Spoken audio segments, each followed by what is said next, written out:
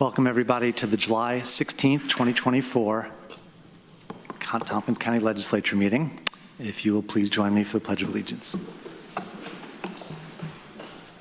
Pledge allegiance to the flag of the United States of America and to the republic for which it stands, one nation, under God, indivisible, liberty and justice for all. Roll call of members. Oh, thank you. I knew it. Yes, so we actually have a public hearing scheduled first, so we did the Pledge of Allegiance for that, no problem.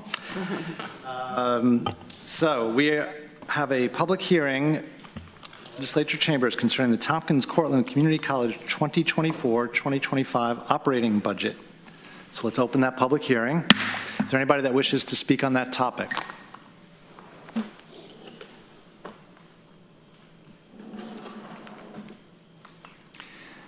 Hearing none, I'm going to close the public hearing. Now we're moving into our regular meeting. We've done the Pledge of Allegiance, and now we will have the roll call of members. Thanks, Katrina. Mike Sigler. Here. Shauna Black. Here. Brooks. Here. Brown. Here. Amanda Champion. Here. Susan Curry. Here. Deborah Dawson. Here. Rich John. Here. Ann Corman. Here. Mike Payne. Here. Greg Mezzi. Here. Veronica Pillar. Here. Mr. Shurtleff's asked to be excused. Dan Klein. Here. 13 members present. Okay, we have quorum. We have a proclamation tonight honoring Disability Pride Month. We have someone from the Finger Lakes Independence Center on screen to accept this. Tracy Decker, hello. Tracy Decker, Chief Operating Officer at Finger Lakes Independence Center.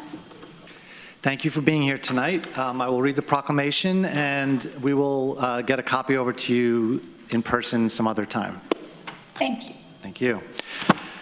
Whereas disability is part of the human experience, and whereas there is diversity in disability, as there are individuals with physical, intellectual, developmental, emotional, invisible, acquired, chronic, device-assisted, and other disabilities, and whereas persons with disabilities have always made significant contributions to Tompkins County, and whereas 11.8% of Tompkins County residents were identified as having a disability between 2018 and 2022, and whereas Tompkins County is committed to ensuring that all county-provided programs, services, and activities provide reasonable accessibility for individuals with disabilities as required by Title II of the Americans with Disabilities Act, the ADA, and whereas the Tompkins County disability community, undergirded by the ADA, continues to demand equity, inclusion, and full participation in our county and American society as a matter of simple justice. And whereas our community is compelled to join the differently abled in their pursuit of justice and acknowledge the reality of the disabled experience, which strengthens and enriches our community.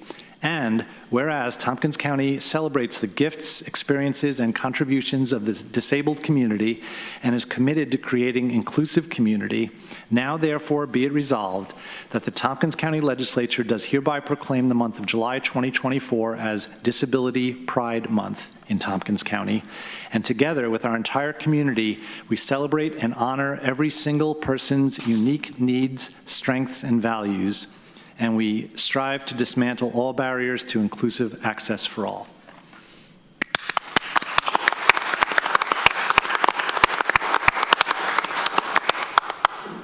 Tracy, you're welcome to say something if you'd like. It's not required. Thank you. Yeah, thank you for thinking of us and inviting us. And I accept this on behalf of our agency, Finger Lakes Independence Center. And I would invite anyone to stop in next Friday, July 26th, which will be the 34th anniversary of the signing of the ADA. So we'll be showing a few videos and just having a little celebration open to the public, so anyone is free to stop by. We'd love to see people. Thank you so much. Thank you. Thanks again for coming. You bet. All right. It is time for privilege of the floor. This is a chance for members of the public to speak with us on any topic they want for up to 3 minutes. Let me read the rules. If anybody wants to speak, you need to fill out one of these blue forms. They're in the back of the room, and you can just bring it up to us. And here's what you are agreeing to if you sign it. I agree to a 3-minute time limit. I agree not to raise my voice. I agree not to use lewd, obscene, profane, slanderous, or libelous language, or speak or act in a manner that would tend to incite a breach of the peace. I agree not to speak about county personnel matters. Personnel matters include comments about the job performance of named county employees other than elected officials. After 3 minutes, I agree to leave the microphone and yield the floor. Transferring time to another person is not permitted. I agree to be courteous and not make comments, gestures, outbursts, or other disruptions while other members of the public or legislature are speaking. I agree that if I cause a disruption and am asked to leave, I will leave chambers. First person who has signed up is Zach Wynn.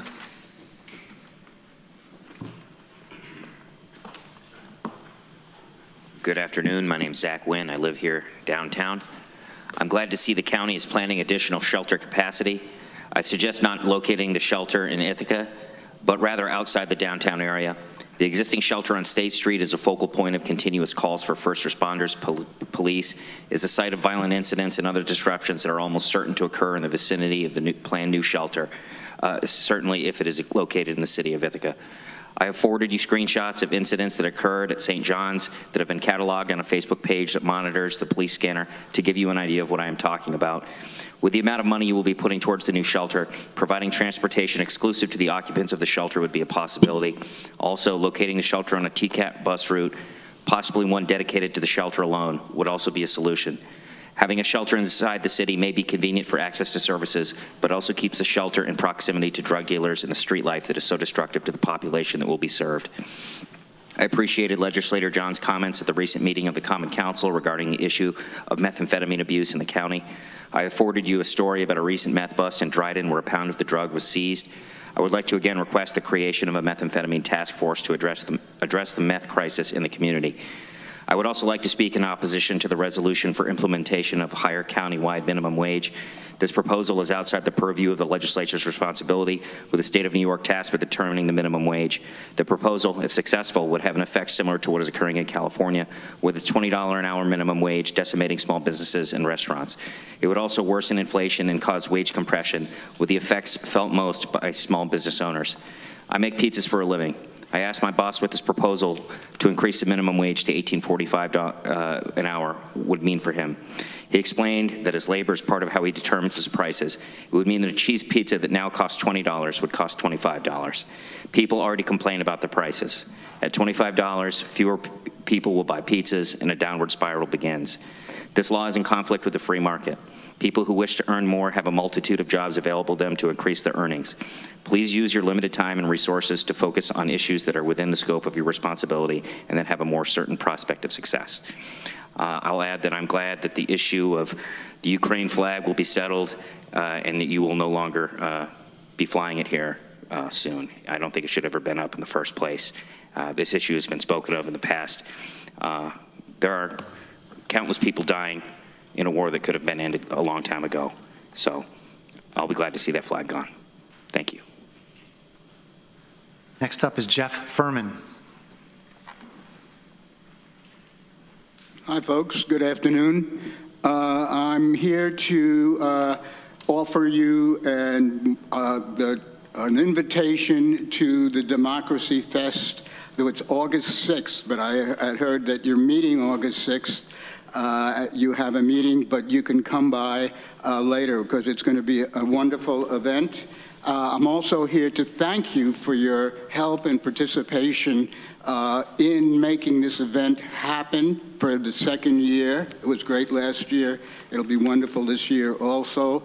And to thank the Human Rights Commission and the staff there for putting it, being so helpful and making this really happen. So this is really a celebration. It's not a heavy thing. It's going to have wonderful entertainment. It's going to have West African drumming. It's going to have the Dorothy Cotton Singers. It's going to have the Calvary Baptist Singers. And it's going to have an hour-long performance of Sing Trace, which I'm not sure I'm pronouncing her name right. So when you get out of here, put your dancing shoes on and stop over there at Southside. It is really a wonderful thing, and it's a celebration. One thing that we think we should do more of wonderful things that have happened in this country. It's the Voting Rights Act that was signed in 1965, and we're celebrating everybody that helped make that happen. I do want to mention a couple of other things, reminding you there is a voting rights, voting amount contest happening this November for all counties, and I've mentioned here that the counties that get the highest percentage of eligible voters will win a beautiful trophy. And if anybody here is interested in how to work with that and get it out into the community, I think it would be nice for the place where it started to at least show some progress. I do want to also mention another thing about Tompkins County. There's a statistics out that, you know, you can pre-register at 16, and there's percentages of the counties in New York State that young people have done it. Tompkins County, unfortunately, sits at 54 out of the 60-some-odd counties. So that's something that I'm happy to work, where I'm trying to work on getting more people pre-registered than do it now, because it has been shown that civic engagement early in life will continue. So, and thank you very much. Next up, Robert Lynch.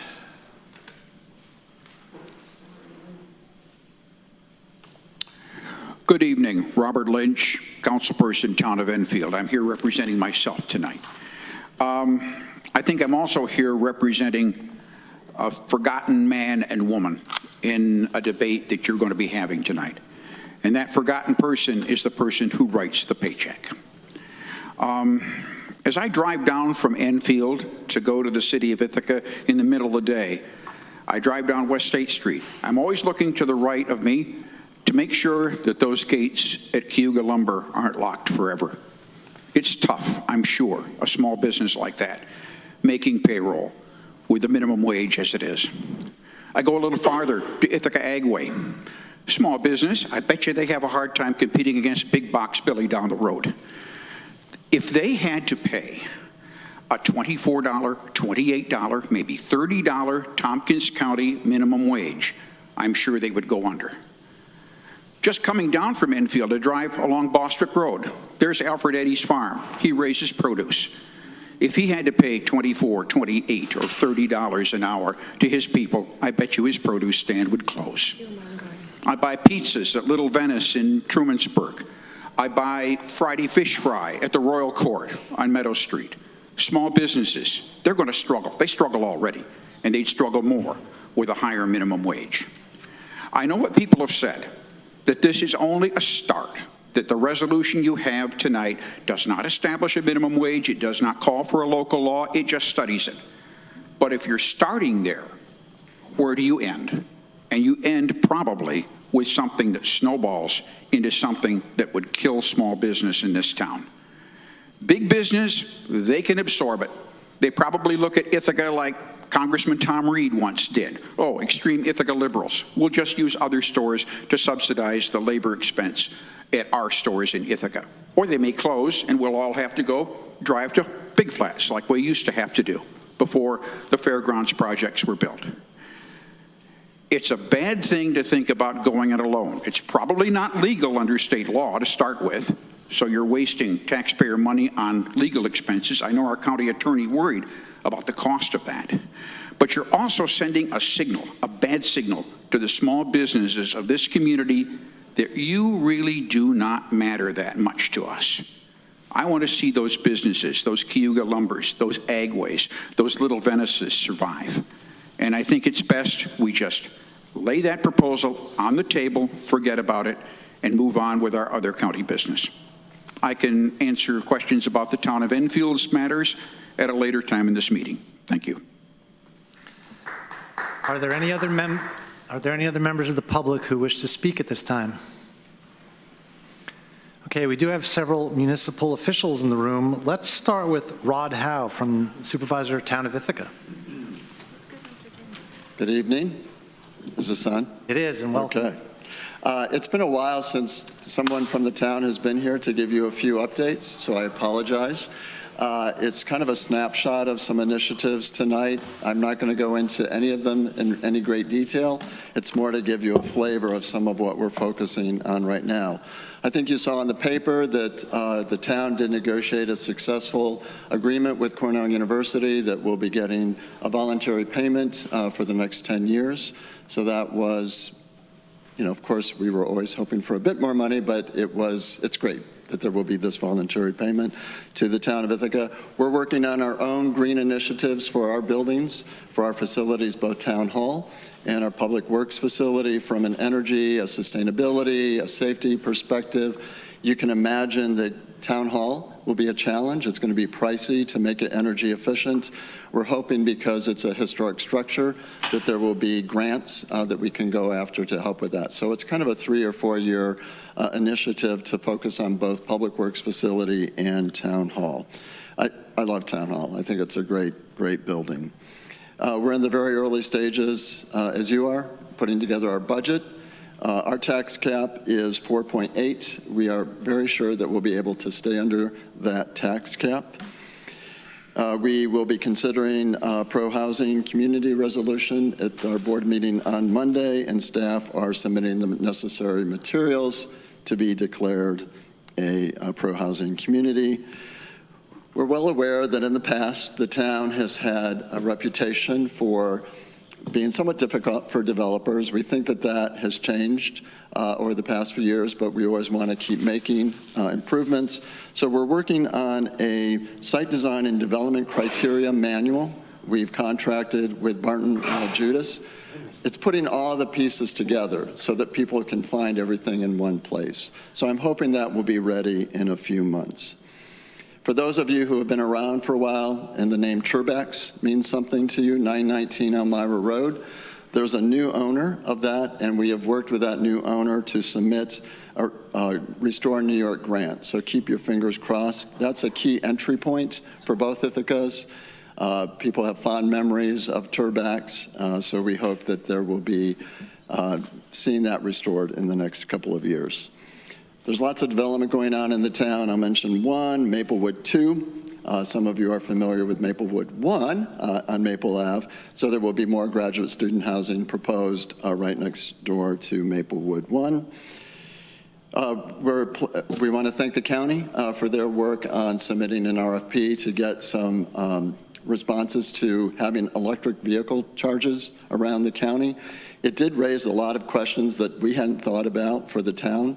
So we're hoping that through this process, we can unpack some of those barriers, in essence, because we would like to see some charging stations around the town.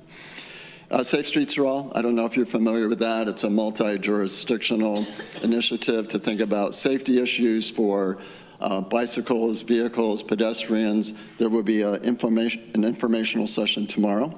So it will be the first time they're going to start reporting back on some of what's been identified as key areas of concern. And we certainly know that town residents have been very active in submitting their thoughts about that. We've just started negotiations with the city. One of our highest budget items is fire services with the city of Ithaca. Our 5-year contract ends this December, so we're now negotiating for a new 5-year contract. You know, because of the way we're configured in the county geographically, there's lots of collaborations that need to happen. One of them relates to sewer. We have lots of sewer agreements, and some of our sewer agreements end in the next couple of years, so we're stepping back to see what might need to happen differently, how do payments happen. We're hoping to simplify some of those agreements. East Shore Drive, that area under the Route 13 underpass is difficult, again, for pedestrians and bicyclists. We had received some money from Assemblyman Kellis to do some planning work, and now we have received from Department of Transportation to actually put some improvements in that area. So we're excited about that. You may have heard that we did receive, not just us, 4 towns received a NYSEG easement to extend the South Hill Trail all the way to the Tioga County line. So we now have submitted a federal grant to actually fully plan that long stretch. The town of Caroline took leadership for that, so we want to thank them for that. That's just a quick snapshot. So any questions? Questions for Rod? Mike Sigler. I had a bunch of questions. Okay. Wrote them all down. How did the conversation with Cornell start? The board had a retreat last fall, and I had identified that we wanted to start a conversation with Cornell University about this. It's not new. It's come up every once in a while. And then given how the contract got resolved, or the new agreement between the city and Cornell, it was going to have an impact on the town. So that opened the door more fully as well. Did you have like a team that was led, or? It was a small group of us that met with a small group of Cornell representatives. Last question on that. Was there something that you felt that tipped the balance? Like, I don't know how much you want to share. In terms of their agreeing to? Yeah, I mean, there's a sizable amount of exempt property in the town of Ithaca. I think there was a recognition that we were going to be impacted by the new agreement with the city, and it was time to have that conversation. Turbex, can you tell us what's going on there or no? Well, it will probably be a multi-use, but certainly parts of it tourist-oriented, maybe a small restaurant, maybe a B&B, maybe building another building to be a venue for larger events. So it's just, I just keep your fingers crossed. I know the person who bought it wants to do something no matter what, but this will just make it much easier. No, exciting. Thank you. Any other questions for Rod? Rich John. Great news about Turbex and the trail. That I'm continually impressed with how the towns have worked together to extend the trail network in our county, and it's just a great thing. How soon do you think that might happen, and is it dependent upon the federal grant? Or Yes. Okay. It's a long section, so it will probably happen in segments. Our immediate focus was going to be Burns Road to Banks Road, but now that we have if we get this money, we can plan the entire thing and then have to go after money to actually build it out. What kind of dollar figure are you looking at? Just roughly. For the planning? For the whole thing? Oh, I have no idea what the whole thing would be. The planning grant, I think, is a $250,000 grant. Thank you. There are some areas that have a pretty major washout, so there will be some challenges. Mike is probably familiar with some of that area, but It follows 6 Mile Creek for part of it, right? So you've had, right. Okay. Randy. Yes, thank you. The county is working on a plan to build a new center of government building, and we're looking at accessibility and parking. Has the town done anything related to their town hall, and are any concerns with your own parking or accessibility? We have that small parking lot behind. By the way, a lot of people don't know you can park in that lot in the evenings and on the weekends. We open the gates, so yeah, I've just told everyone.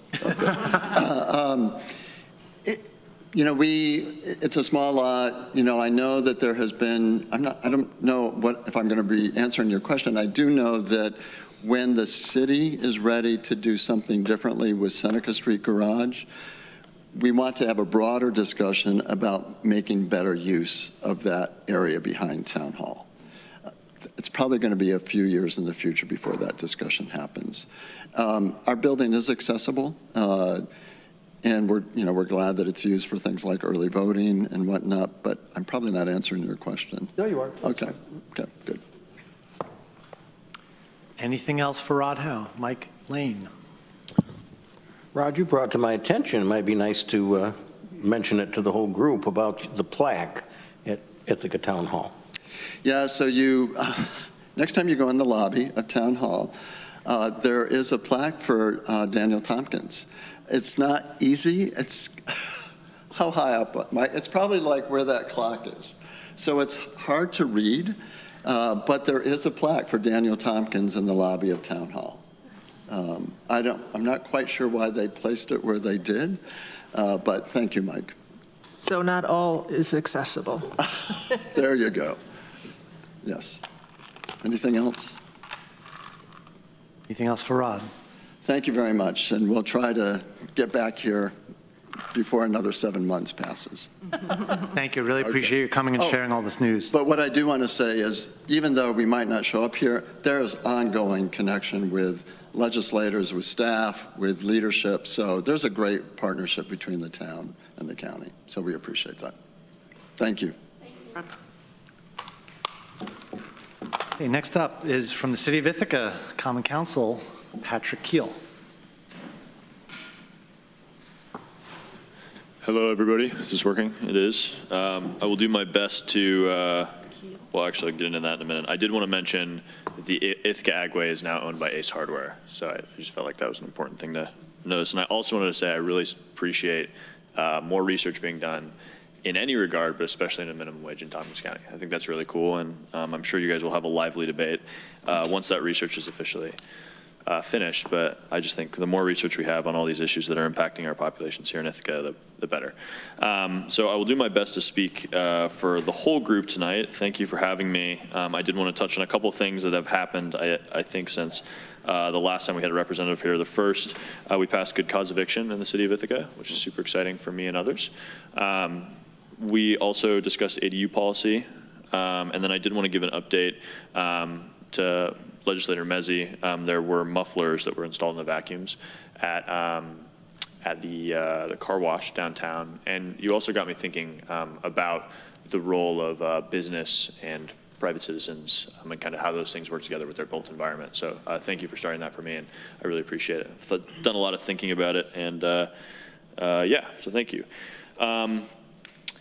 We have an interesting policy on bird-friendly buildings in the city of Ithaca with the Lab of Ornithology, which is pretty cool. We'll be discussing that this month. That's really exciting. And then there's also voter registration legislation, which is also exciting. You know, we had Legislator John at our meeting last Wednesday, and are actively thinking and talking about encampment policy moving forward. Also really exciting, and I'm excited to get moving on that. And then the other thing I did want to mention is the center of government. Legislator John mentioned having conversations about city office space in that center. I don't know if that's a possibility if those have been happening, but I think that's a great idea, personally. Yeah, those are kind of the updates that I have. And hopefully we'll have more updates on kind of what's upcoming as we get through our meetings this month, and then see you on the 6th.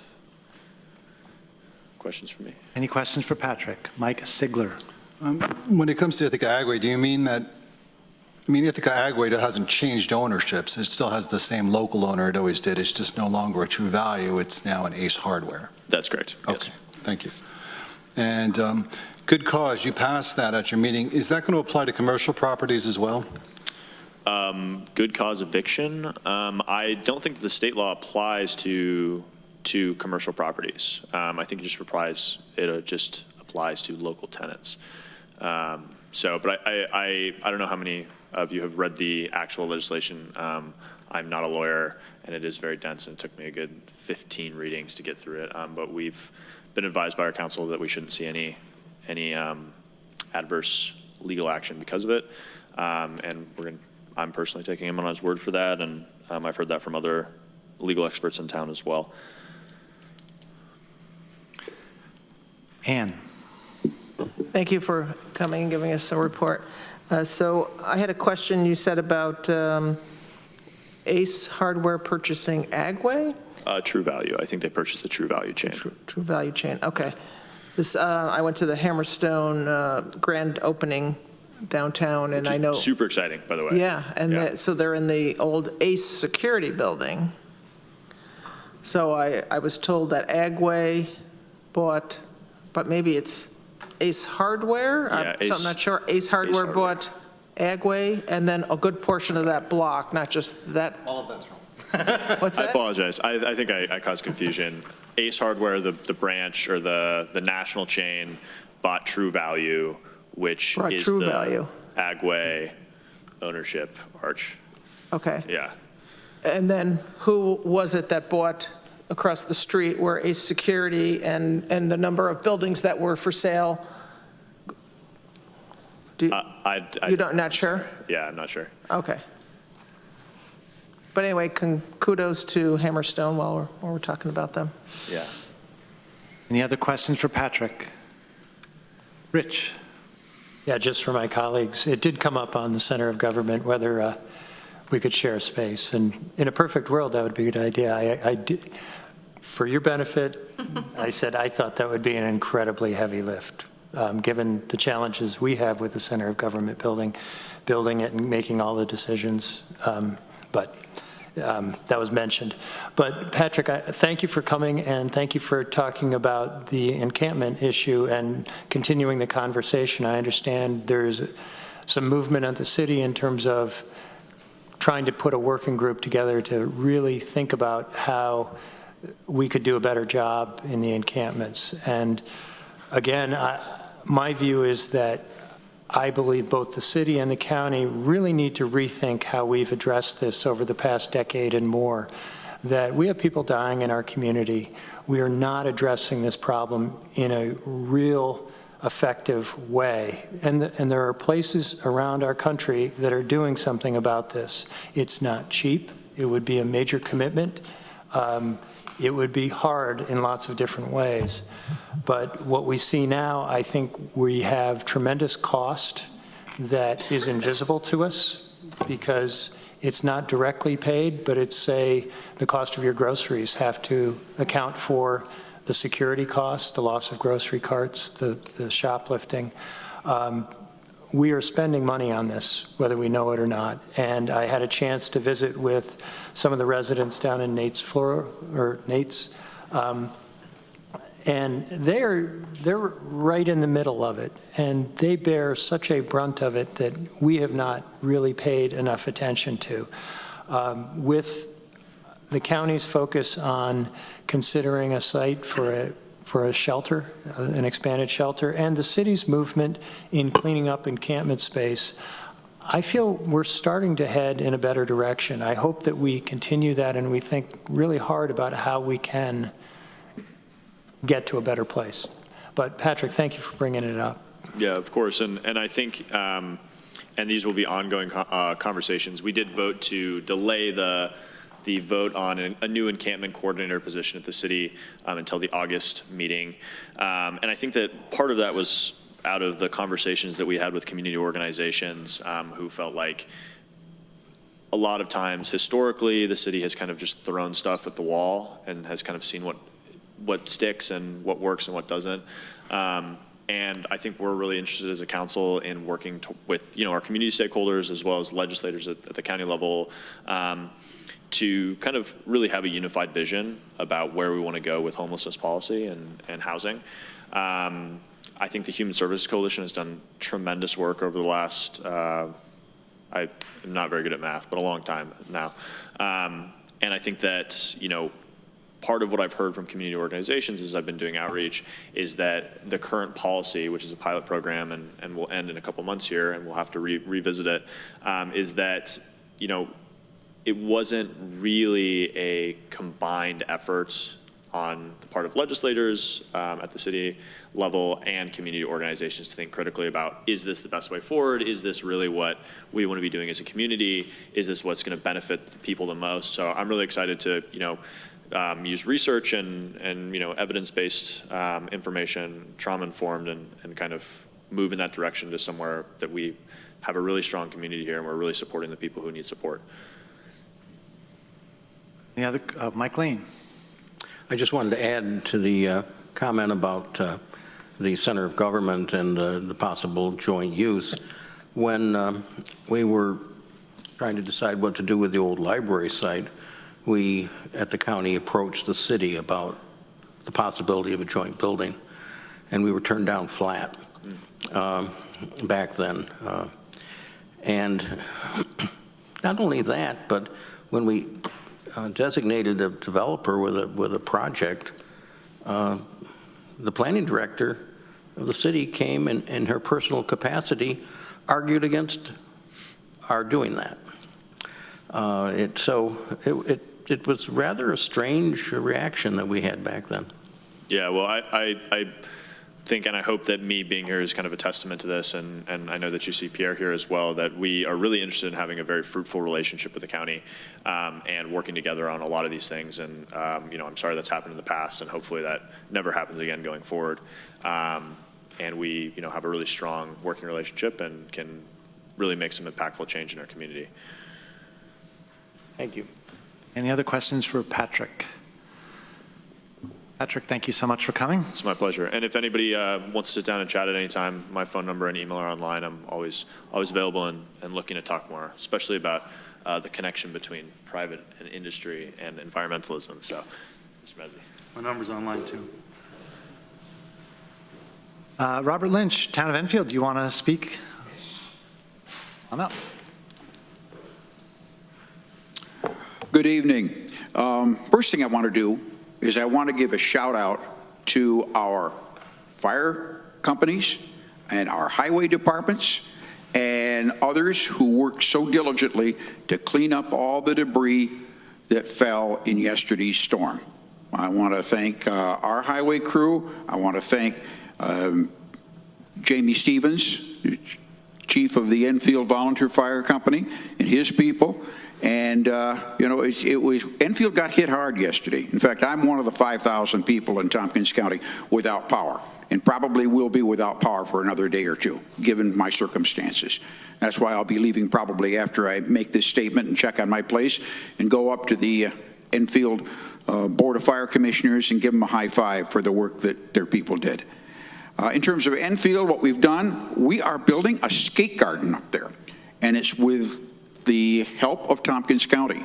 We got a $5,000 parks grant to build a skate park. We have a very talented man named Dan Woodring who is designing this. It's a work in progress. The design kind of changes month to month to month. We probably will finalize that design tomorrow night at a special meeting we're having. But the construction has already begun, and the excavation has begun. It's going to start modestly. It's going to be a simple half-pipe, concrete, recessed skating ramp right now for skateboarders. It may develop into something far greater in the years ahead with creativity and with funding. And I wanted to let you know that's probably the highlight of what we're doing to change Enfield this particular year. There are a couple other things we're doing. We are revisiting the proposal that the voters rejected in 2021, which was to extend the terms of office for town supervisor, town highway superintendent, and town clerk in future terms from 2 years to 4.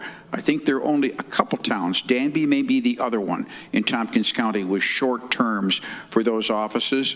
Voters said no 3 years ago, but a majority on our town board said that they would like to revisit that. There will be a public hearing.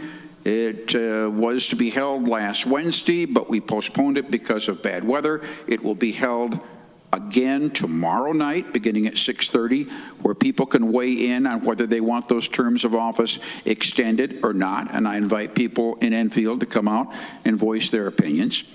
And then the town board would have to, if it saw fit later this month, put it on the November ballot for voters to decide again.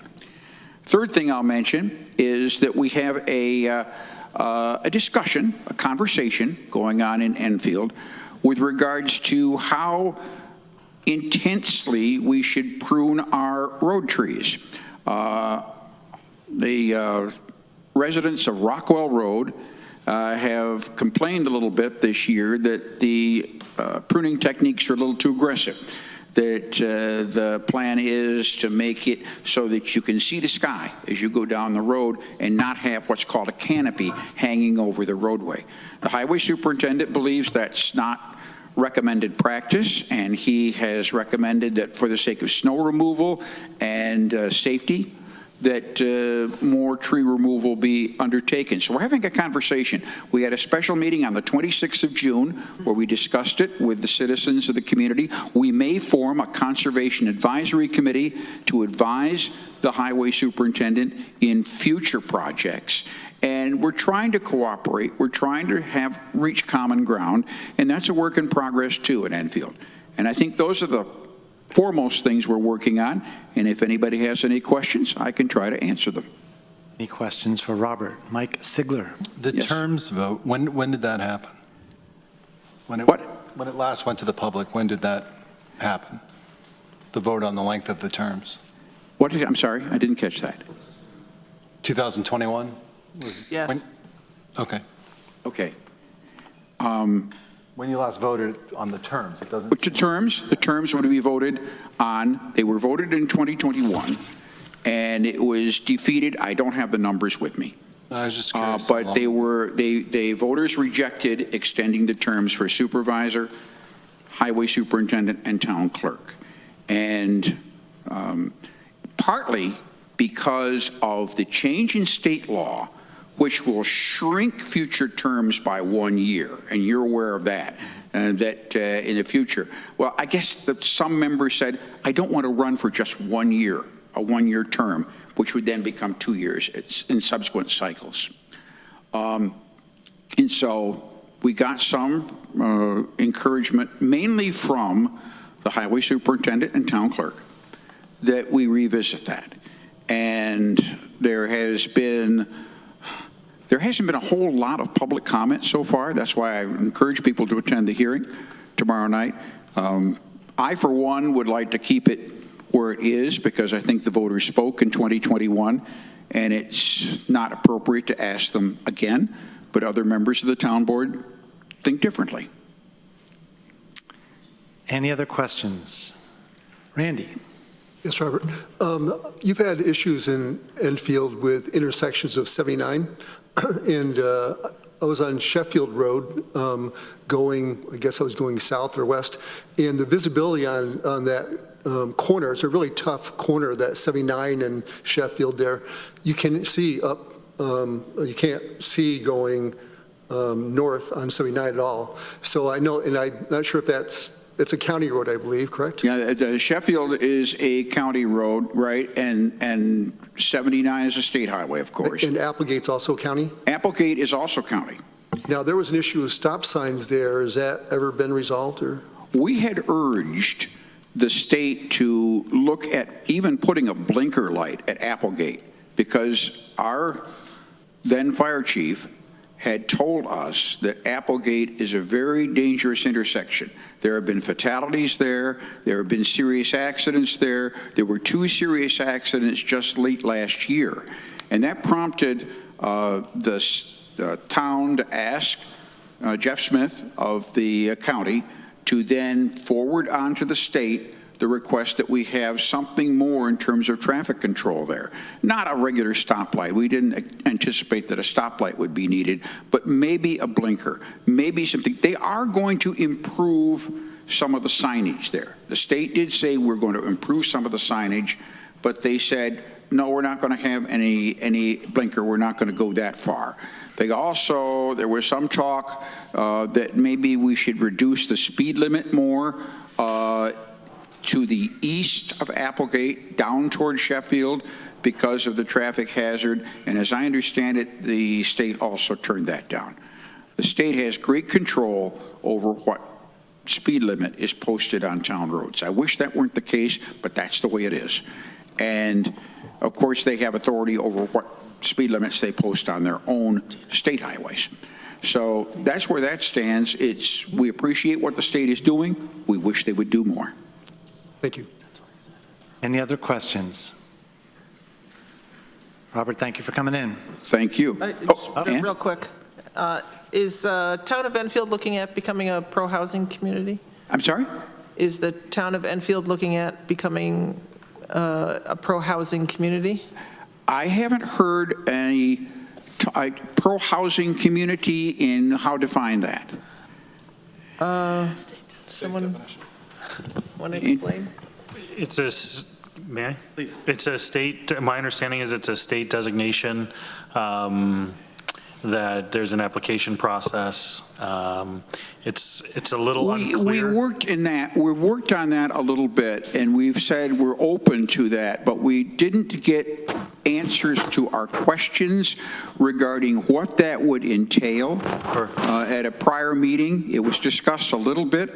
I know that our planning board is working on revising our site plan review law that would be more perhaps receptive to auxiliary dwelling units, ADUs.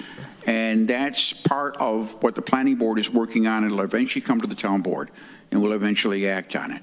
I know that if we're talking about what was proposed to us, there is an effort, I guess, by, I'm trying to recall now.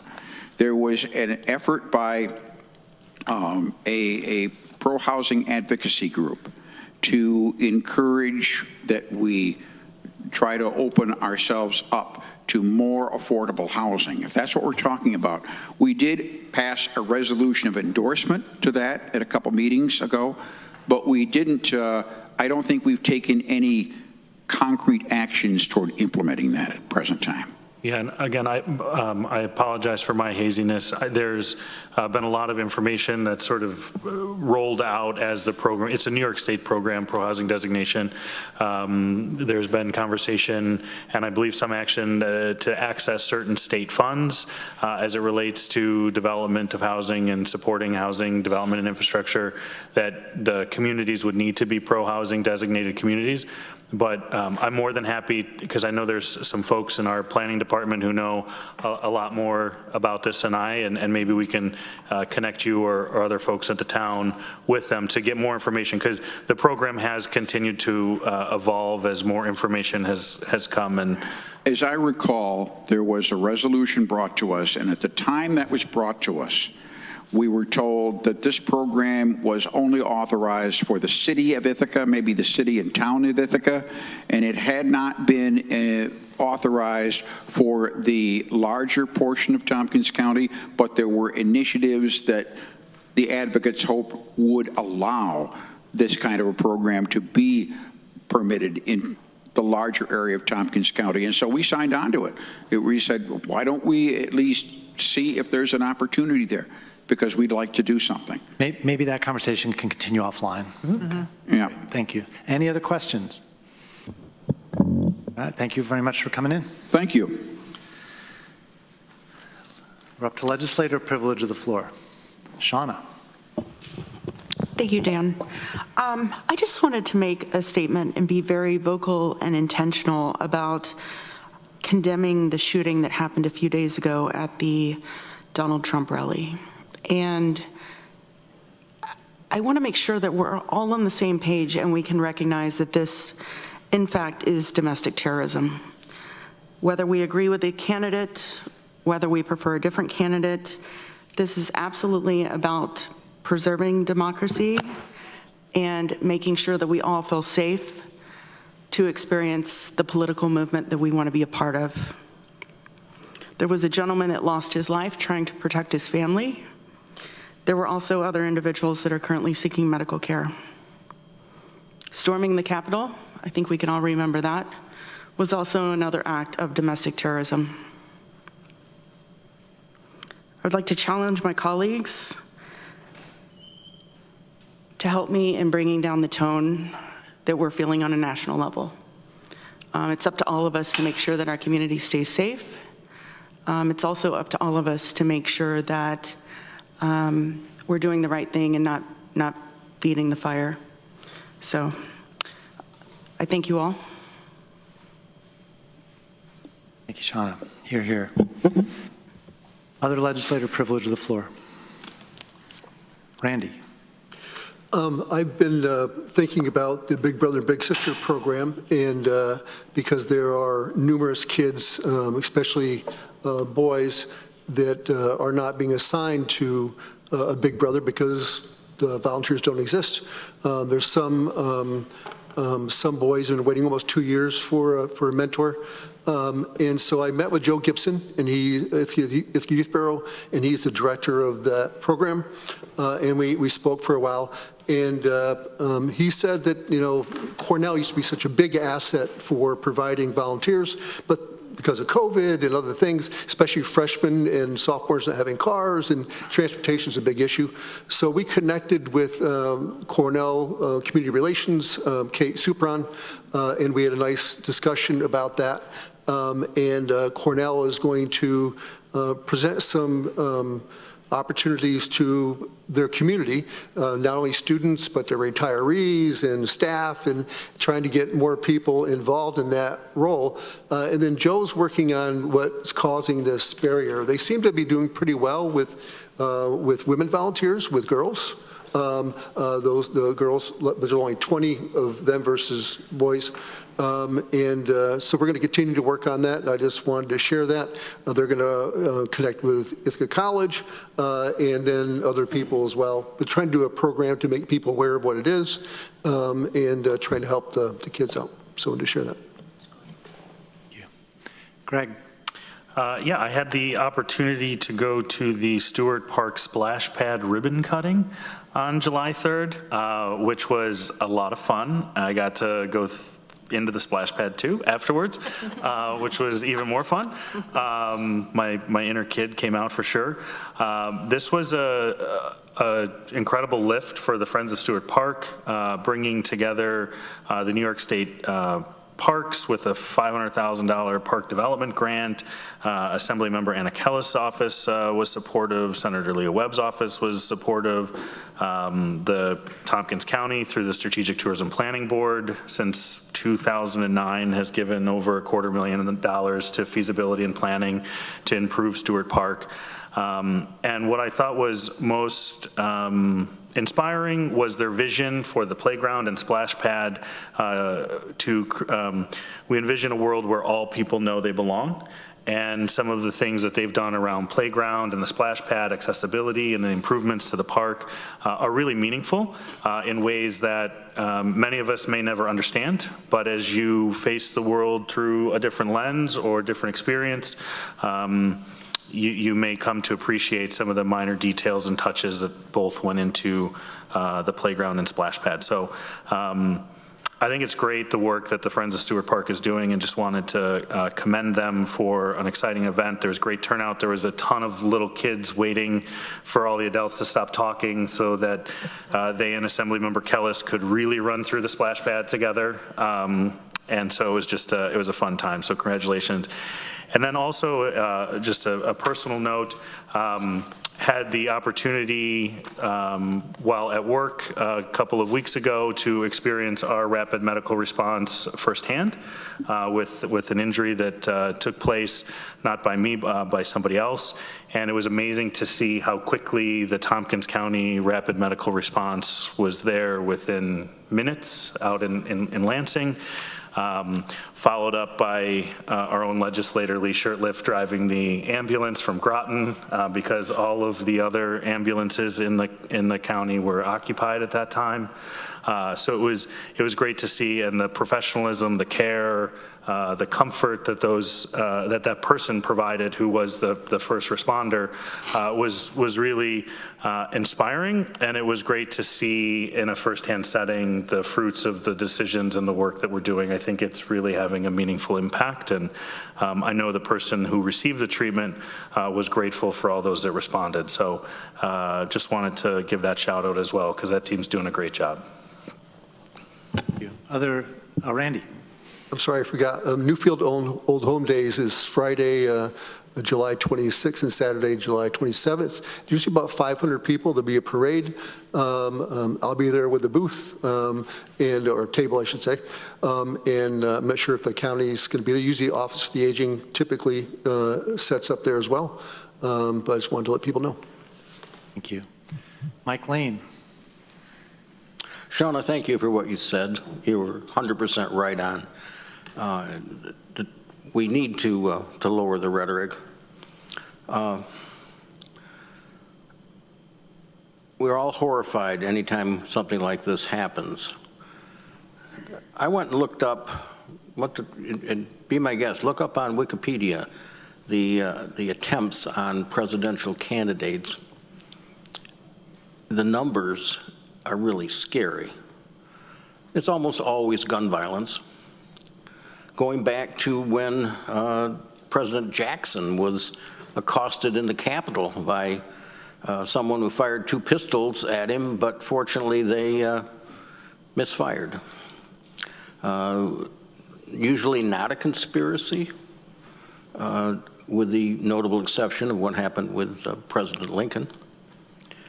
But presidents and candidates, Teddy Roosevelt being shot, being saved by his speech and his glass case that prevented the bullet from doing more damage to him. Ronald Reagan nearly dying from a ricochet bullet. The people who took shots at President Ford. So this isn't new, and it's not an isolated incident. It's something that happens, and something in our society. Usually it's a lone wolf that takes the opportunity to do an evil thing. And they want to change politics in some way, not at the ballot box, but with a trigger. And that's not a good thing. And the other thing I wanted to talk about tonight was a little bit about Ukraine. There are people out there that think that the Ukraine war shouldn't be going on, that it could be settled. We hear presidential candidates saying, oh, he could settle it in a couple of days. Yeah, give away what the Russians have conquered at this point. Think about World War II, right before World War II, when Neville Chamberlain gave away the Sudetenland because that was all Hitler wanted to, and he would be happy with that. Well, tell that to the people of Poland. Tell that to the people of Latvia, Lithuania, Estonia, Moldova. And they know what the threat is out there and the desire to hurt them. And there's a reason that the world has come together to stop the Russians at Ukraine. And we need to continue to support that. Thank you. Ann. Thank you. Thank you, Shauna, also for bringing that up. And yes, I concur that that was absolutely domestic terrorism, the attempt on the life of our former president, as well as the attack at our nation's capital on January 6th. So thank you for saying that. I wanted to just bring up a quick couple of other things. Several of us, I'm not sure if there was more, but my colleagues, Dr. Pillar and Legislator Sigler, we were at the Hammerstone Carpentry School for Women grand opening and 10-year anniversary yesterday, and they have leased a new facility in downtown Ithaca. So, and they've also moved to a nonprofit status, which is huge. So as far as accessibility for more people to that might have economic barriers to attend their classes, hopefully the nonprofit status will be able to help with that. So kudos to them and all the work that they've done over the years and will continue to do. And Thursday, I will be attending in lieu of our leadership at the county not being able to go. I'll be and Veronica, Wednesday, I'm sorry, tomorrow. Tomorrow, right? It's on my calendar, so yes, I'm corrected that we're going, Veronica and I are going tomorrow. This is at Green Star Co-op. They're having a press conference because Green Star has opted into a new program. It's called Double Up, I believe. And so, but if you are already eligible for SNAP benefits and you're shopping at Green Star, you can double your benefits up to, I believe, $20 each time.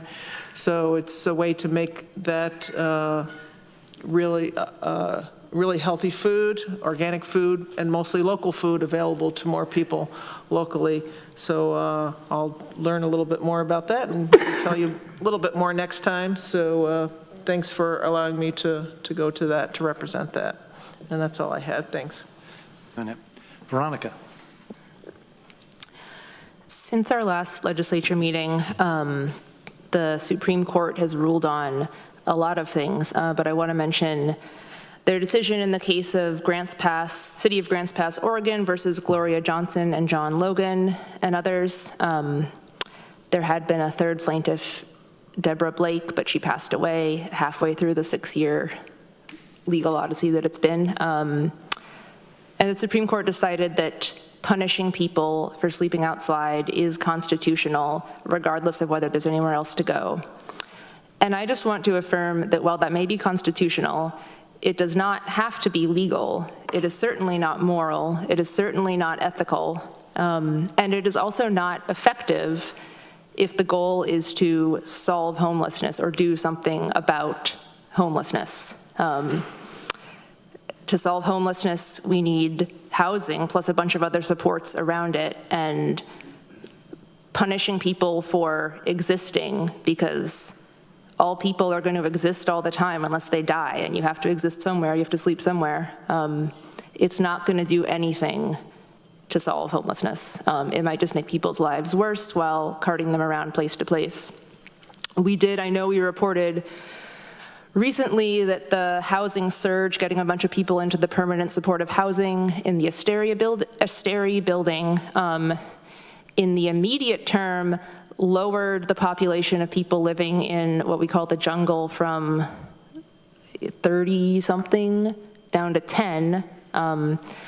That was from like 1 week to another week, and I'm sure it's different now, and no one thing is gonna come even close to addressing the whole issue. But these people-centered policies are gonna be more effective, and I'm glad that we all in this community are invested in the issue and working in a constructive way. And I guess Shauna's out of the room, but I wanted to thank her for bringing up the shooting at the Trump rally over the weekend.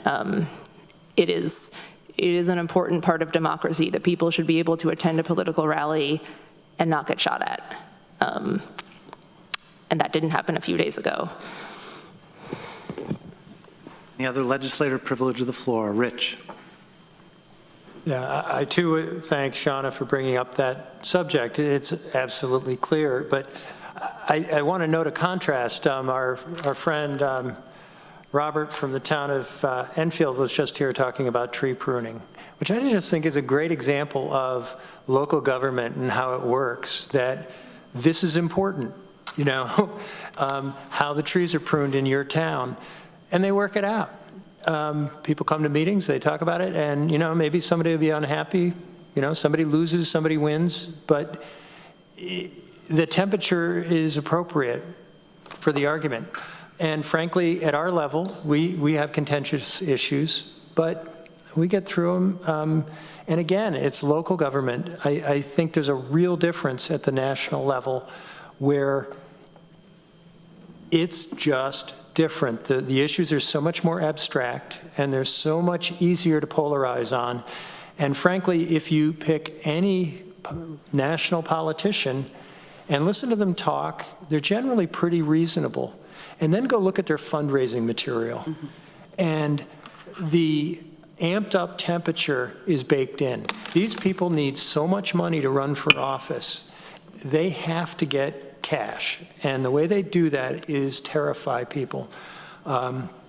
This is not a Republican or a Democrat thing. They're both doing it, you know, and it is end of the earth if you don't get your way. It's easy to say we should lower the temperature, and frankly, I think we're doing a reasonable job at the local level. I don't know how we get our national politicians to behave differently when they have such incredible demands for money, and this is how they raise it. I have some pessimism that we are going to get to a better place. Yeah. Anybody else for privilege of the floor? Oh, Deborah. Yeah, I'm listening to this, I don't think that the major difference between pruning trees and national issues necessarily is a function of national politicians needing to raise a lot of money. I think that there's a different level of concern and engagement between issues like pruning trees and reproductive rights. We're talking about a woman's right to choose. We're talking about access to contraceptives at this point. We're talking about deporting hundreds of thousands of people who walked hundreds of miles to be here. We're talking about a grotesquely unfair tax system. We're talking about the possibility of eliminating regulations that protect everyone in this country from predatory business practices. These are issues that people get exercised about, and rightly so. That's all. I agree with a lot of what you say there, Deborah. There are really important issues. I didn't mean to say there weren't. It's the tone and tenor of how they talk about them. We need to be able to disagree, and it can't be the end of the earth if we do. Yeah.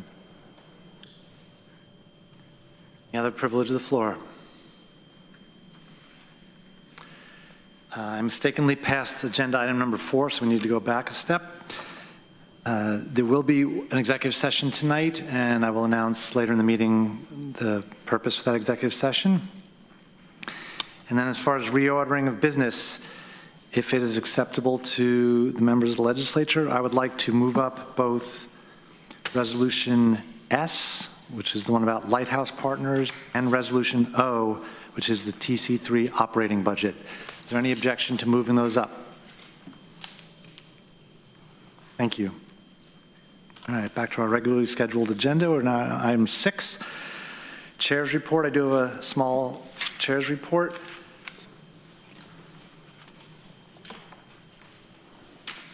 So the results are in for the I Voted sticker contests. Congratulations to 6th grader Ruby LaCroix for the I Voted sticker, and to 2nd grader Ahava Sapp for the Future Voter sticker.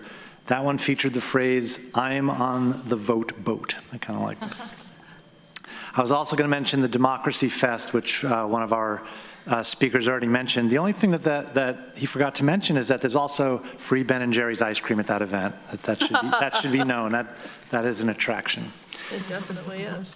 And then finally, I just wanted to read this so I get it right. 2 statues will be unveiled in Ithaca on August 17th, starting at 10 o'clock. One is of Francis Perkins, which will be located outside Breckenridge Place Apartments on Seneca Street, and one will be of local resident Lucy Brown, and will be located outside the Henry St. John building on Clinton Street. Both locations are managed by Ithaca Neighborhood Housing Services. Frances Perkins was the first woman to serve in a U.S. presidential cabinet under Franklin Roosevelt. Lucy Brown is a lifelong Ithacan who championed civil rights, affordable housing, and social justice. The sculptor is the nationally renowned Meredith Bergman, who will be present for the unveiling. Some of the people who are associated with this effort include former county legislator and chair Dr. Leslyn McBean Claiborne, former county administrator Joe Mariana, and former county historian Carol Kamen. Legislators, you will be receiving an invitation to these events soon.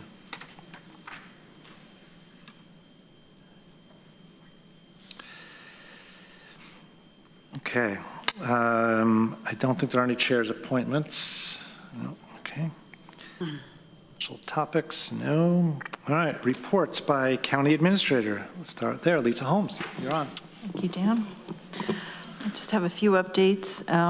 Since we last met at the end of June, the State Attorney General, Letitia James, announced that counties and local BOCES would be receiving settlement funds to combat youth vaping. And Tompkins County is due to receive approximately $474,000. TST BOCES will be receiving approximately $183,000. The funds have to be dedicated toward public anti-vaping campaigns, vaping cessation programs, enforcement, and/or research. And it appears that there will be distribution of these funds in future years, but we don't know the extent. So I've asked leadership at Whole Health and Youth Services to partner and create recommendations on how to dedicate these funds, and they plan to be bringing a draft proposal to the Health and Human Services Committee for consideration sometime this fall. In other news, you have at your desks a one-page document summarizing the mission, vision, values, diversity, equity, inclusion statement, and strategic priorities from the county's newly passed strategic operations plan. And on the back side of it is a summary of the strategic priorities and the action steps and performance measures of the plan. And you all have received 2 copies. And if you choose, you can strategically place them at your desks under the desk protectors and use them as a reference guide for discussions throughout the year.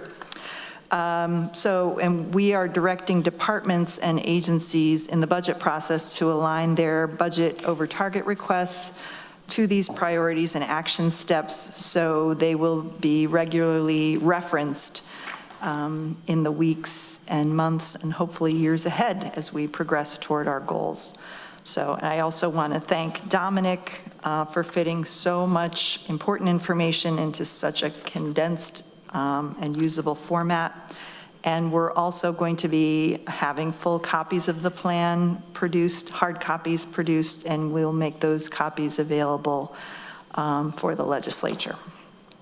You also have at your desk stickers that display the new logo of the Office of Human Rights after having gone through a rebranding process. It features the green olive branch, which is a reference to the county seal, and also evokes the issue of human rights and peace as a global issue.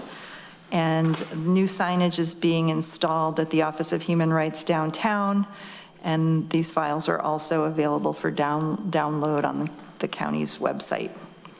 And other than that, we are in our second week of budget meetings with county departments and supported agencies, so it's a busy time in county admin. That's all I got. Questions for our county administrator? Ann. Thank you for the update, Lisa, and the other ones you provide us too. And thank you for the double-sided. I was thinking that right away, to put them on right here.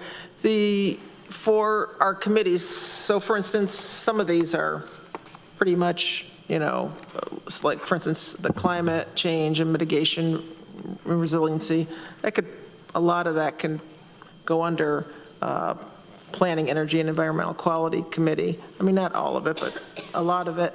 So I was wondering if you thought this was a good idea, or you're not ready to do it yet, but something like at a peak committee, just to talk about them or just to state what they are.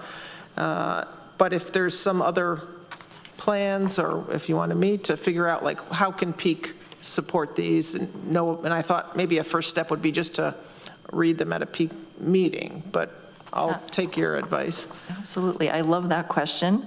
And yes, if Bridget were here, Bridget has been doing so much of the work on this plan, and she, in terms of the action steps and where we're going next for alignment and reporting on progress, she's put the action steps into an Excel document that can be sortable by committee, by department, by priority. And so I'd be happy to share that with legislators, committee chairs, however, with everyone, so that you can sort it that way as well. As you said, for peak, many of them could fit under that one strategic priority, but there may be others in other areas that could also fit. So I'd be very happy to share that tool. Okay, so Be maybe we'll useful. wait till that tool is all set up. Okay, great, thank you. Thanks. Greg. Thank you. I have it already under my desk pad, so I appreciated getting the 2 copies. My question is, as you mentioned, asking department heads to align their budgets to these strategic work plans, et cetera. Will they be incorporating any sort of performance measures that are on here as well in their presentations, in their budget conversation about numbers served or X, Y, and Z engagement? You know, there's a number of different performance measures here.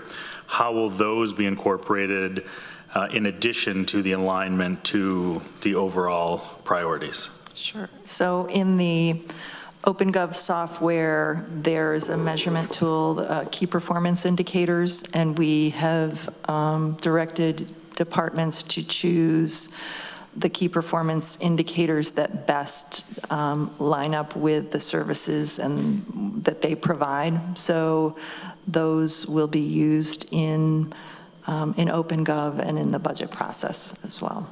Great to hear. Thank you. Sure. Any other questions or comments for Lisa? Thank you, Lisa. Next up is our county attorney, Maury Josephson. Good evening. I do not have a specific report. If there are any questions legislators have, please feel free to ask. Questions for our county attorney? Okay. Find you if we do. Next up, Director of Finance, Lori Scarrett. Thank you. Good evening.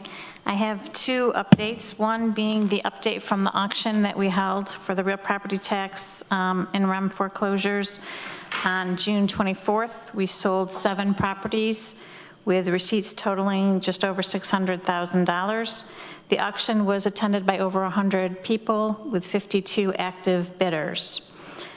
We are in the process of determining the surplus funds that we report to the court and estimating that to be over $380,000. The second update is the sales tax report for the month of May. You have that in your packet. Tompkins County saw an increase overall of 5.03% over this May for last year. The county follows that at 5.03% increase. The municipalities saw a 3.73% increase, with the city of Ithaca seeing a 6.48% increase. I do want to remind you that these are estimates on the monthly reports and will be reconciled to actuals at the end of June's report. Overall, the local sales tax collection in New York State went up by 3.9%, so a little bit lower than what we saw for Tompkins County. Also, for county and city collections outside of New York City, not including them, it was an increase of 2.6%. And more than 80%, or 46 of 57 counties, experienced year-over-year increases. On the graph on the back, you can see that 2024 is following pretty closely to the results of 2023. So we'll see if that continues. Thank you. Any questions for our County Finance Director, Randy? Yes, thank you, Lori. Any update on our audit? Yes, we have received the draft and we are reviewing it to have it back to them to finalize, and anticipate that to be on your next meeting. August, the second meeting in August. 6th. Can we get it ahead of? Well, I think it's the second one, the 16th. Oh, it's the second one. Yeah, I think so. Can we get it before that meeting, or? I can certainly send you the draft when we have that with our input in it and pre-final. Let's put it that way, yeah. Thank you. We have some changes to make to it, so we're working on that. Thank you for that. And the second question I have is interest income. Can you give us kind of an update on where we are with? I have not done that report yet. That is on my list to do this week, so I will have that to you also at the next meeting. They announced that they're going to do their first rate cut, I think, in September. So we'll see where that goes. Good. Thanks. Any other questions for Lori? Thank you very much. Okay, we are up to Agenda item 10, resolutions added to and withdrawn from the agenda. We have quite a bit tonight, so let's start with Greg. Thanks, Dan. If I could withdraw Resolution K, the implementation of higher county minimum wage with local law establishment ID number 12555, doing that as chair of HED, and requesting that it be put on the first meeting for August, so that we can have additional experts here to speak on the topic. There were some scheduling conflicts with tonight's meeting. That sounds like no problem. Okay, then we have several additions to the agenda. We have what we're calling Resolution R. I believe that's being put on by Rich. Do you want to move that, Rich? Sure. Each of these items, anything added to the agenda requires 10 votes. This is Resolution R, a resolution in support of a feasibility study for Block 14, and I would move it. ID 12573. Is there a motion to second to add that to the agenda? Randy seconds. Okay, let's have a vote then. All in favor of adding that to the agenda? Keep your hands up. 1, 2, 3, 4, 5, 6.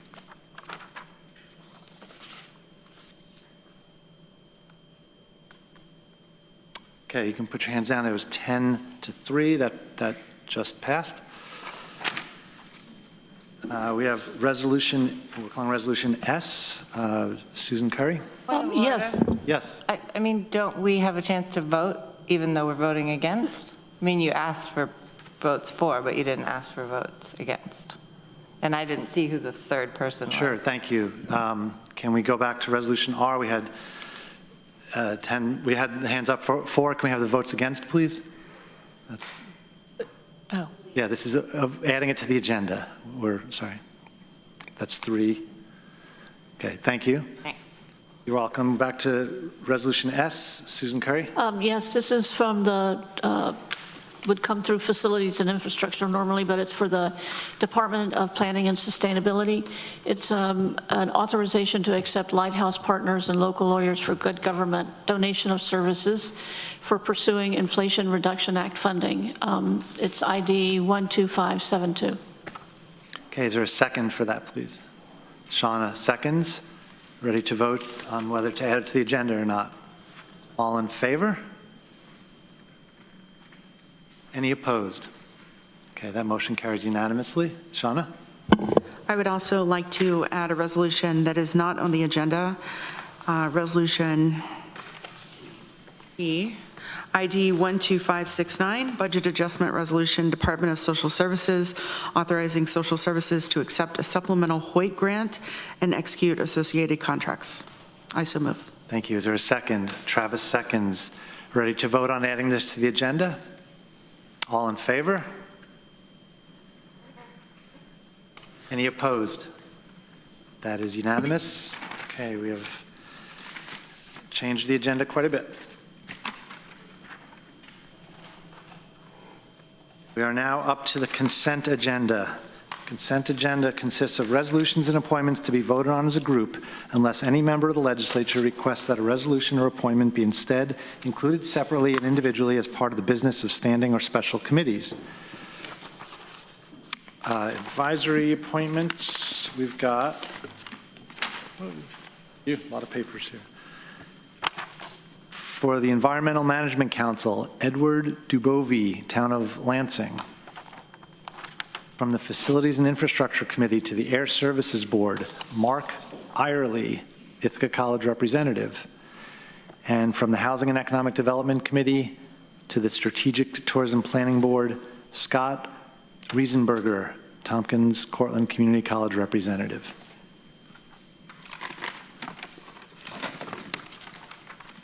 Resolution A, resolution to accept a grant from the Triad Foundation to the Department of Emergency Response in support of the Backup Center for Emergency Responder Communications, ID 12469. Resolution B, authorization to accept Law Enforcement Technology Grant 2024-2025, ID 12474. Resolution C, resolution to move unspent funds from the 2022 Triad Foundation grant to the Department of Emergency Response in support of ES Chat, ID 12492. From the Health and Human Services Committee, Resolution D, authorizing an intermunicipal agreement between the counties of Cayuga, Cortland, Jefferson, Lewis, Madison, Onondaga, Oswego, and Tompkins. Public Health. Off, please. Resolution E. Off, please. Okay. Resolution F, authorization to accept donation of services from Ithaca College, enter into a memorandum of understanding to establish a brain injury clinic pilot, Whole Health, ID 12501. And from the Government Operations Committee, Resolution G, resolution to update the Administrative Policy Manual, Policy 0304, Emergency Leave Sharing Program, ID number 12447. Is there a motion to accept the consent agenda? Deborah moves, Susan seconds. All in favor? Any opposed? That is unanimous, 13-0. We are now up to standing and special committee reports and motions and resolutions. First up, Workforce Diversity and Inclusion Committee, Veronica Pillarchip. Oh, yes, we did. Sorry, thank you. Mike, you're going to tell me the same thing. We've moved up some resolutions. So let us do that. Let's start with Resolution O, the TC3 operating budget. I'd like to move Resolution O, the adoption of the 2024-2025 operating budget for Tompkins Cortland Community College. That's ID 12419. Okay, Deborah seconds. Thank you. Discussion. Mike? Yes, we've had a public hearing on this. President Kremenek came to, and Dennis, Dennis, forgive me if I mess up your last name, I apologize, Panagitsas. Was it even close? Both came. You can correct me when you come to a microphone. Both came and spoke, and Dennis is here tonight, and we appreciate that. I think the most important thing for our budgeting purposes is the college has not asked us for any increase in operating aid this year, neither county. And so that's kind of important, and they're looking to strengthen their budget with their increase in enrollment and other things. But if you have specific questions, I'm sure Dennis would be glad to answer them for you. Okay, discussion on this resolution. Greg?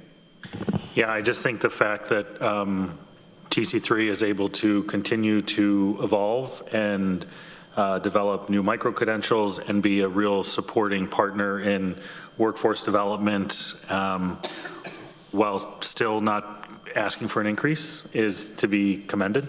I think that there's a lot of good things going on, and I think there's a lot of great leadership at the moment, and excited for the future, and I think this was really well done, so hats off to them. Any other discussion about Resolution O? Okay, let us have a vote then. All in favor of Resolution O? Any opposed? That is unanimous, 13-0. Thank you for sitting here patiently through all that. Keep up the good work. Next up is Resolution S. Susan, do you want to move that? Yes. Okay, Resolution S has been moved. Is there a second? Travis? So we are, Susan, if you don't mind, just go ahead and read out the title again, please. Authorization to accept Lighthouse Partners and Local Lawyers for Good Government, Incorporated, donation for services for pursuing Inflation Reduction Act funding. And everyone should have received some explanatory information about that. But do you want me to just explain it for a minute? If you're willing, yes. Yeah. Basically, the county completed several projects or purchases that qualify the county to apply to the IRS for clean energy tax credits, something called the elective pay program. The credits are available for the first time to tax-exempt entities through the Inflation Reduction Act. And the county seeks to receive the tax credit funding for several projects: the geothermal project at the Public Works facility, the electric vehicle car purchases, and electrical vehicle charging infrastructure installations. So if you haven't had a chance, Terry Carroll from the Planning and Sustainability sent us all a document that goes into much more detail about this. Oh, and here he is. I don't know if Terry, if you want to add anything to that. No, I think you did a great job, Susan, of giving the information. I'm happy to answer any questions if there are any. Okay, discussion about Resolution S. Let's have a vote then. All in favor? Any opposed? That is unanimous. Thank you, everybody. Terry, thank you for sticking around, and welcome to stay for the rest of the meeting if you'd like. Okay, we are now going to go back to the regular order. We are back to the Workforce Diversity and Inclusion Committee. Veronica Pillar, Chair. Thank you, Dan. WDIC last met on June 26th. We had a really good discussion about the workplace climate surveys, looking at the instrument used previously and talking about what we might want to see going forward as we do one next year. Our Chief Equity and Diversity Officer, Charlene Holmes, gave a really nice high-level overview of her listening tour through the departments that she's been conducting over the many months, but less than a year, I believe, that she's been here. And I would really suggest going back to watch that.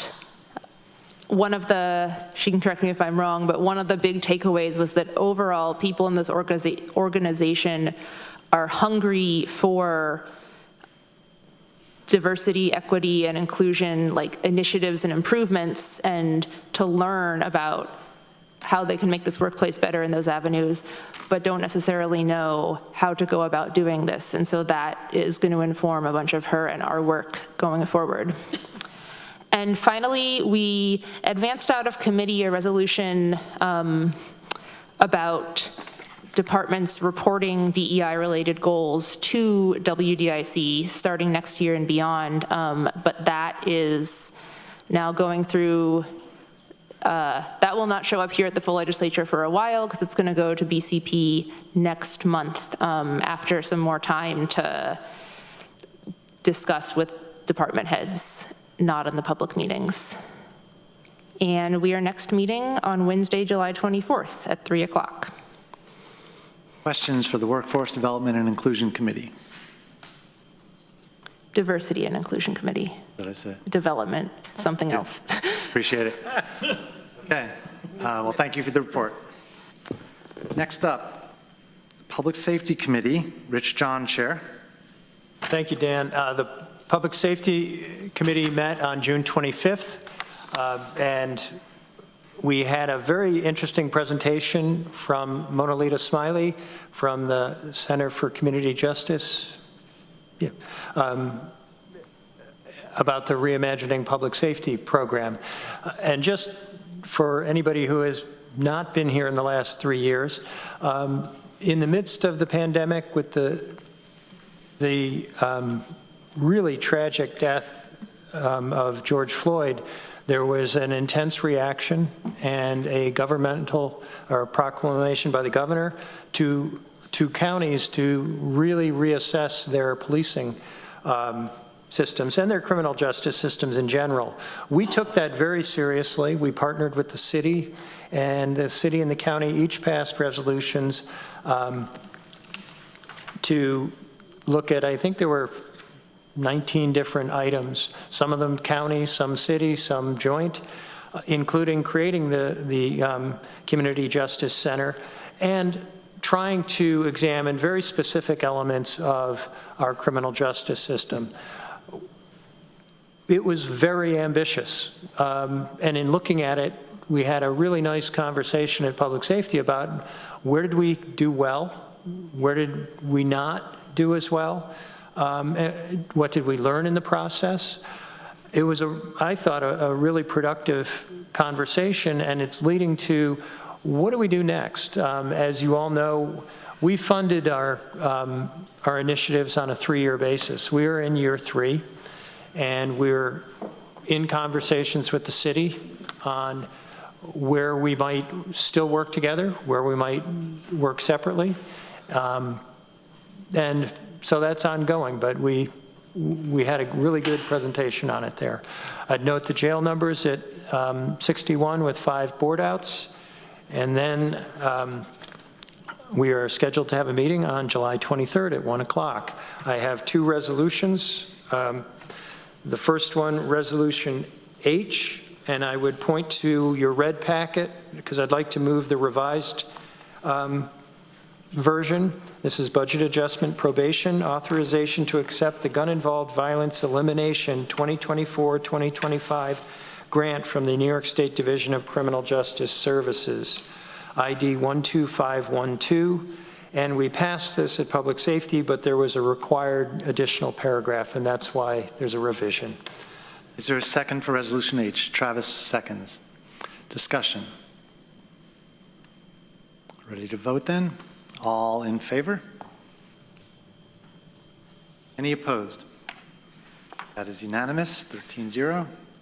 And then I have Resolution I, authorization to accept the gun-involved violence elimination 2024-2025 grant, Sheriff's Office, ID 12508. And I move it. Is there a second for Resolution I? Shauna seconds. Discussion. Ready for a vote then? Veronica. I have a question, and I'm sorry, I could have asked this at committee if I hadn't missed it. Do we have any, data on how the gunshot detection, the use of this equipment that we already have has gone so far? I know we get reported when it leads to an arrest, or I don't know if we do all the time. But I'd be curious, what % of the times that the equipment detects something, what are the various outcomes from that? I'll vote for this anyway, but I'd like to know.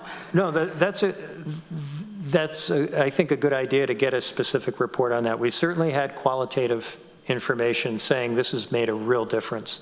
And we have seen some headlines related to it. One as early as, or as recent as just 2 days ago, 3 days ago. Quite remarkable arrest. But I think it would be a good time to ask for a report on with some data. So. Any other discussion? Resolution I. Are we ready to vote then? All in favor? Any opposed? That is unanimous, 13-0. Thank you. Any other questions, comments, or statements from the Public Safety Committee? I just say we're going to have a report from Bike Walk Tompkins at our meeting on July 23rd, talking about bicycle theft and bicycle security in the community. And we may have a presentation from probation. I'm not sure where that stands, Lisa. I believe so, yes. Okay, we'll make sure that gets into the agenda, which is going to press tomorrow. Greg, did you have a hand up? I did, yeah. I apologize. I should have asked this previously on Resolution H. I do have just a clarifying question, if I may. Please. In the whereas that was added in the revision, it says that this grant does not cover fringes. Therefore, this department is requesting funds from contingency fund to cover fringes. How much is being, is the request being in this, or is a request forthcoming? I believe it's forthcoming because I had not heard this before reading it in this resolution. Okay. Veronica, let's see. Oh no. The inside baseball coming outside, Brittany just emailed us saying that Bike Walk might want to postpone their presentation. Oh. And by just now. Okay, okay. So it's a maybe. So we're, I'm sorry, I thought you were talking about fringe. Sorry, no. That's all right. I believe that's forthcoming. Okay, so this... We have not had a discussion about fringe, but my understanding is the grant is paying the salary yes, of course, portion of it. But this isn't budget neutral then? Not quite. Correct, and I guess, so if I can on this resolution as it relates to this committee, and I made this comment in GO, I struggle a little bit to write checks without knowing the balance of the account. So I'm all for this, and I realize we can probably calculate 46,000 and put a fringe rate to it, so it's probably going to be 46,000, or they're a little less in fringe costs. But hope it's less. I know, I'm sure it's going to be less. Sorry, I'm a little flippant in that comment. I think it's important when we say things like this and we do things like this that the resolution is full and complete. I agree with you. This just got added. What I would say is that the grant is paying for present employees, so it's assisting us in covering the budget cost. So overall, it's a plus. It's not as much of a plus because there's some fringe in there. And as I said before, I have no objection to the resolution, more substantively how resolutions are presented. And Lisa, when Lori, maybe you could help me. I'm thinking fringe in the neighborhood of 25%. 44.17. 44%. Yep. Yeah, it hurts. So yeah, but it's money to the county. Yeah. Okay, anything else for the Public Safety Committee? I'm sorry, what?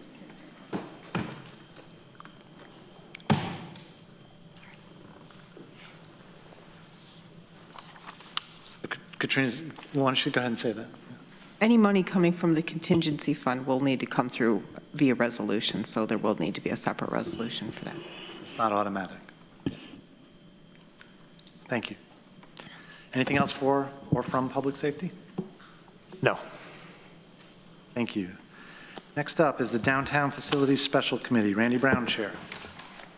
Yes, thank you. Last meeting was last Tuesday, the 9th. We've been focused on the request for qualifications. We had a long discussion about review of those qualifications, and it was laid out that we have a policy for determining who does these reviews. It's the Green Building Policy. It was developed in 2013, and it lays out which staff from the county will be reviewing these qualifications. We also had a long discussion about how many legislatures could be on this review committee, and we decided that 4 was the limit without going to executive session, which we didn't want to do for that. So from that, we appointed Susan Curry, Mike Lane, Ian Corman, and myself for this review committee. The deadline for the RFQs was also July 9th, and Lisa just shared that we received 6 applicants submitted in that timely fashion, and we'll be reviewing those. There's a schedule that's laid out, and hopefully to get starting the review before our next special committee for facilities downtown, and we'll see where that goes. We also reviewed the 400 Tioga Street property and a layout for parking spaces, and it was identified about 60 parking spaces were there.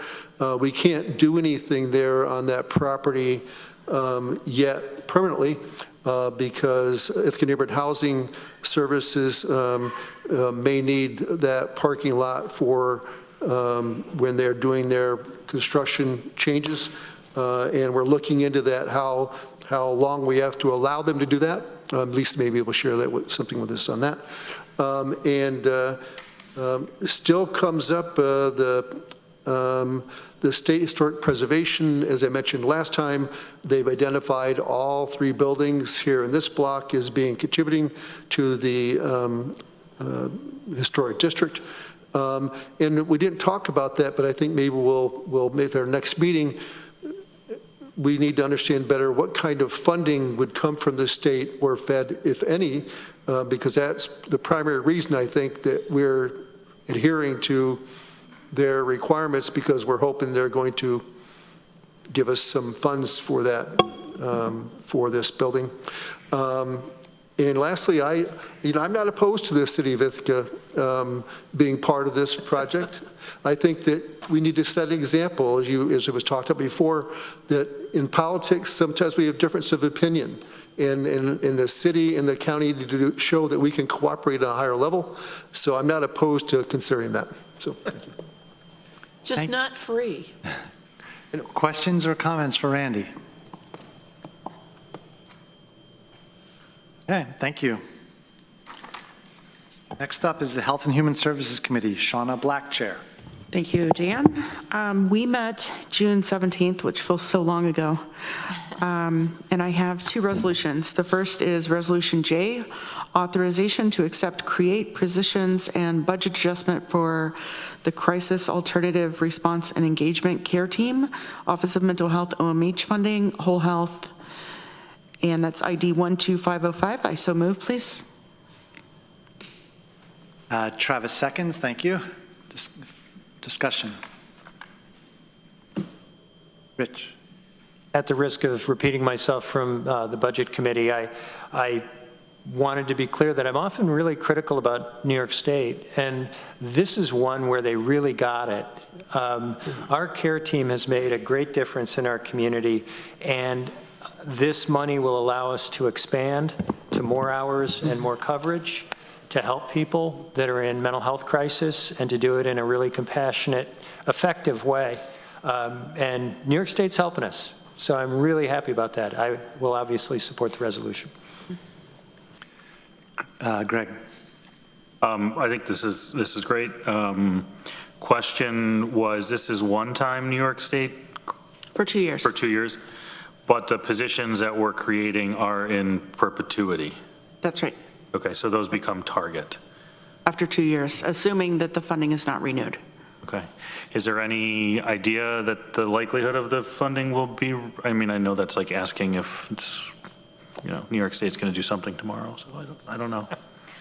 So I want to know, Harmony Ayers Friedlander is on the Zoom from Whole Health, Mental Health, and may be able to speak to this because there's the possibility for funding, maybe or maybe not, but then there's also a portion of it that could be billable in the future. Harmony, could you speak to that?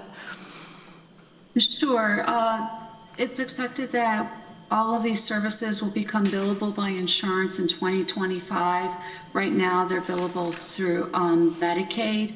So their hope is that that will help make them sustainable. We're really using the money for the first 2 years to see how much it's going to cover the costs. OMH, Office of Mental Health, is not really sure if it will cover all of the costs. Of course, they're saying they don't want to start programs and then have them cut. But again, like you said, who knows what they'll say in 2 years, but that's their position at this point in time. And they really want us to demonstrate that we're billing any services we can, and we're working on developing that model right now. As a follow-up, that's great, Harmony. Thank you for that information. And I don't know if this is for Shauna or Rich or Harmony. Does this expand the hours of operation? Yeah, so ideally, it would add evening hours as well as weekend. I think they're still trying to recruit the positions, though, that would do that. But that's the intent of this? That is the intent. Okay. Yeah. Great, that's fantastic. Shauna. Yeah, I just wanted to add, I did do a ride-along with our care team, and I was just so impressed at the care and the compassion that they have for people that are seeking some of these services. And one thing that I recognize too is it's really hard sometimes to collect the data to show that programs like this are successful. But I think things we can look at are the fact that we're seeing referrals before they become emergencies. So we're seeing connection to services.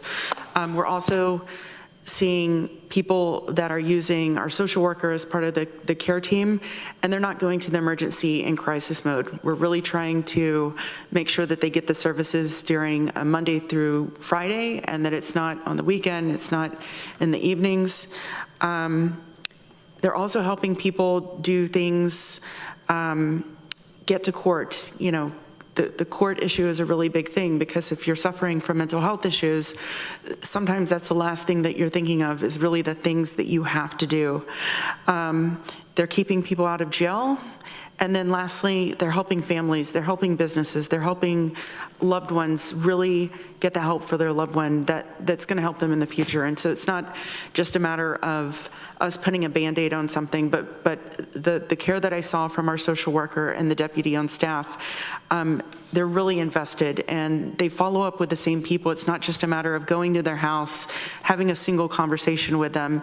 They typically get back in the car and then they're making 5, 10 phone calls on their way back to the station. So I would encourage all, if you have the time, feel free to request a ride along, because this program is really, really impactful. And for me personally, I'm elated that the state is paying for it. But I think that if the state weren't paying for it, I would be equally as excited, because I think this is really thinking outside the box. I thank our sheriff and our undersheriff for being open to doing something that's not traditional law enforcement.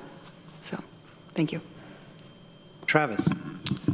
Kind of piggybacking off of what Shauna just said, every other week, maybe for 6 months now, the member of the care team that works with IPD has sat in on Lead's operation work group. It's comprised of maybe 10 different organizations, and it's been a tremendous help having them there. So I really think that in real time, dealing with folks when they're in crisis, the care team is doing an amazing job. And then behind the scenes, when we're looking at how to get folks who are dealing with some of the most difficult issues in the community services, get them help, get them connected, the care team has definitely made a huge impact. Also, mental health has been at the OWG for about a year and 6 months. So it's been amazing having them there. Any other discussion about Resolution J? Have a vote then. All in favor? Any opposed? That is unanimous, 13-0. Okay, Shauna, keep going. Okay, I have one more resolution. You have 3 more resolutions. Yeah. Two of them got pulled from Oh, consent. that's right. Yeah. Okay. So pick your favorite. Okay, I'm going to pick my favorite. We're going to go with the resolution that was in your red folders, please. Resolution T, ID 12569. And that is a budget adjustment resolution, Department of Social Services, authorizing social services to accept a supplemental Hoyt grant and execute associated contracts. I so move. Is there a second? Travis seconds. Discussion. And we were asked by DSS, this is time sensitive. We didn't have much on our agenda for the month of July, so we are canceling our July meeting. And, but we did need to put this one through so that they could receive the funds. Any discussion, Resolution T? Deborah. Can I get some clarification on exactly what this grant will be used for? We do have Kit Kephart with us. Kit on Zoom if you want. Kit is here, though. Yeah. She can answer. Hi, everybody. I'm hoping I stay connected. I'm in Saratoga at the New York Public Welfare Association conference, and we keep losing electric temporarily because there's a storm. But I'll make this quick. This is a grant that we have actually been utilizing for 3 or 4 years. It comes from OCFS. It is really about serving young parents and pregnant mothers ages 16 to 26. It is a partnership with Advocacy Center, us, Cornell Cooperative Extension, a couple of other community partners, and it's really about stabilizing families. Staff at DSS have done a lot of work with this, with families over the last couple of years. This is another allocation of this funding. So overall, we've received I think it's over $1 million over a number of years since we've had this, and we've just gotten another allocation, which what you're seeing here, the 145 is just to continue this through the end of the year. But we have been working on this for a while. It really helps stabilize those families that have substance abuse, challenges around family violence, and especially, like I said, young families, young mothers, oftentimes pregnant, to try to get them the services that they need and prevent having to have, full-blown CPS cases or other interventions. So it's been a very, very successful program, largely, the DSS staff that have worked with those private agencies. They have really put a lot of work into this, all of them collectively. And a shout out to Marty Gold, our program planner, who has done all of the reviews with OCFS over the years for this program, and then wrote the addition to this second part of the grant. There were only, I believe, 3 awards in the state, and we were one of them. So it's notable the good work that they've done, and we're hoping to continue continue that work with the acceptance of this. Thank you. Any other discussion? Resolution T. Let's vote on Resolution T then. All in favor? Any opposed? That is unanimous. Thank you. Okay, I think you've got D and E also. Okay. Resolution D, authorizing an intermunicipal agreement between the counties of Cayuga, Cortland, Jefferson, Lewis, Madison, Onondaga, Oswego, and Tompkins Public Health, ID 12472. I so move. Is there a second? Susan seconds. Mike Sigler, did you pull this? I did. I just wanted to know more about it. This is the intermunicipal agreement. Resolution D, right? Yes, I'm sorry. Yep. I just wanted to know a little more about it. I mean, what does that entail from us? Because I didn't really see that in the resolution. It just says that we're joining this agreement. I mean, is there anyone that can speak to that? I can give it a stab, and I'm not sure if Harmony can add further, and I don't want to put her on the spot if the answer is no here, but in speaking with Frank, my understanding is this is revenue neutral. It's a mutual aid agreement between multiple counties to say that, in the event of a public health emergency, we could look to each other for sharing of resources or information or otherwise. And mutual aid agreements are common with Department of Emergency Response, Public Safety, et cetera. So this is along that same vein. Did the other counties already sign on to this, or are we the first? I do not know. Okay. Any other discussion? Resolution D. Let's have a vote then on Resolution D. All in favor? Any opposed? That is unanimous. Okay, Shauna, keep going. Okay, Resolution E, resolution calling on members of the New York State Senate and Assembly to reform the state's competency restoration process and support the passage of S 1874 and A 5064 in the 2024 legislative session. Seems like we're a day late and a dollar short. ID 12500. Is there a second? Travis seconds. And this happened a few years ago. The state said that we have to pay this at 100%, and it's very, very costly to counties. And I think we've definitely seen the bills for this. So this was just trying to make an appeal that the state picks up a portion like it used to. I think it was 50% the state used to pay, and we used to pay 50, and now it's 100%. Mike Sigler, did you also pull this one? I did pull this one. I wanted to know, were there any stakeholders in the meeting, Health and Human Services, were any of the stakeholders there, like the Corrections Union, either for the state or any of the judges or the DAs or the mental health professionals, anything like that? No. Yeah, I pulled it just because I just don't know enough about it. It's a pretty long resolution for our county anyway, and then I've got to imagine that means that the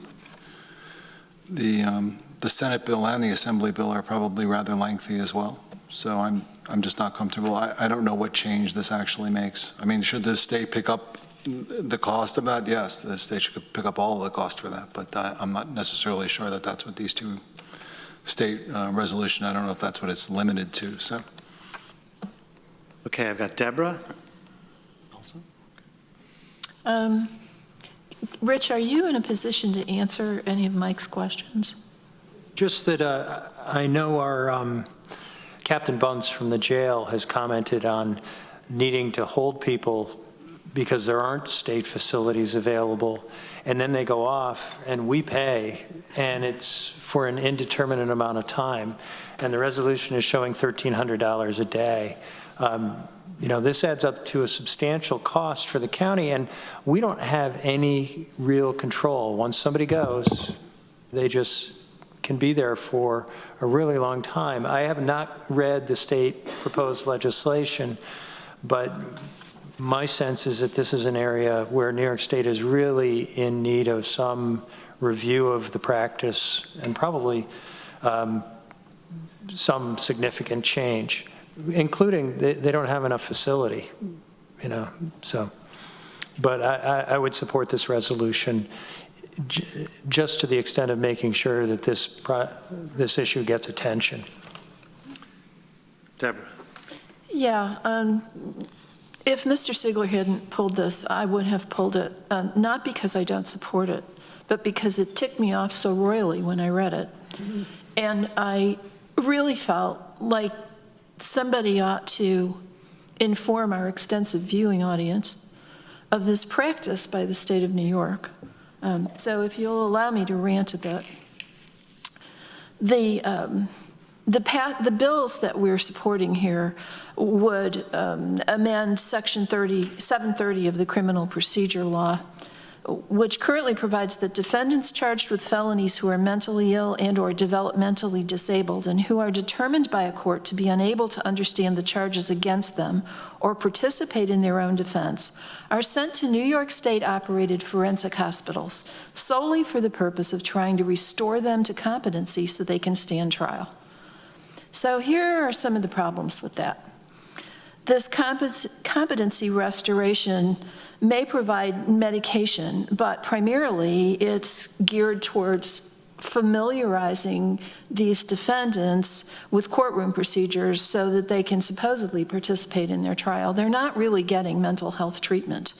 Although many of the judges who send them off on this program believe that they are sending somebody off to get treated.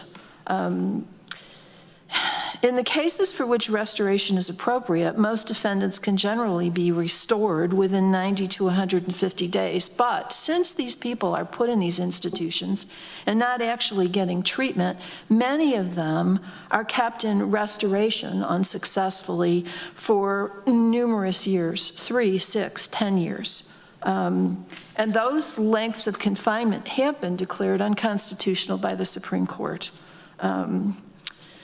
Meanwhile, the Office of Mental Health has diverged from agreements with county mental health commissioners to provide specific and timely information on the status of these defendants while they're in treatment. And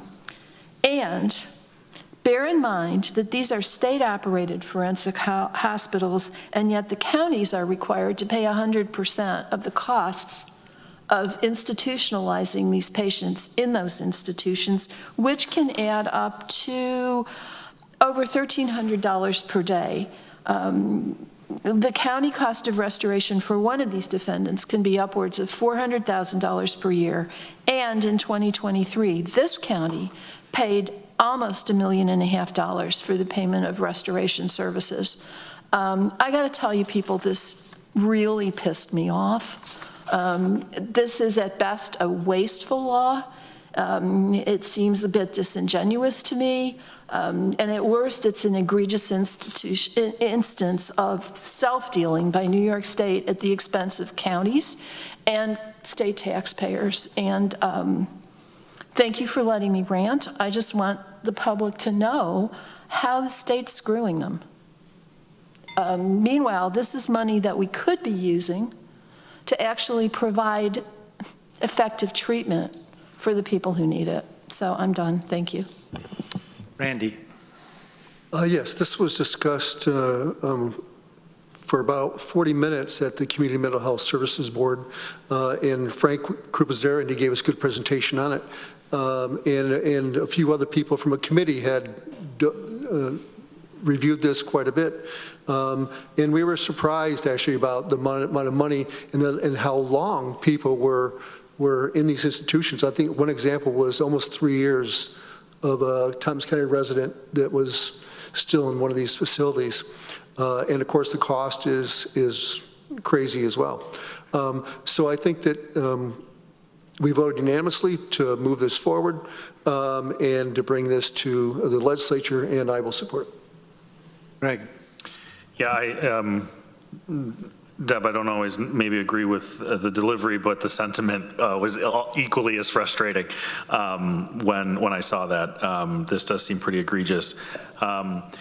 Again, I don't necessarily love when the state mandates anything, and it shows that in one of the bills that this should require the local government to reinvest savings from these reforms to community mental health. While I do like that choice, the word require gives me a little pause, but I do think that that's a good thing to reinvest that in truly helping serve people's mental health. As it sort of relates to this topic, is there any, Shauna, discussion by the committee or the community mental health services board? Or maybe Rich in your committee about inmates and access to Medicaid, because aren't they not Medicaid eligible at the moment, right? And the counties foot the bill for all the medical expenses. I would personally love to see that come up as an advocacy topic out of the legislature for on advocacy as it relates to incarceration or criminal justice system. So, but I will support this and would support that as well. Any more discussion? Ann?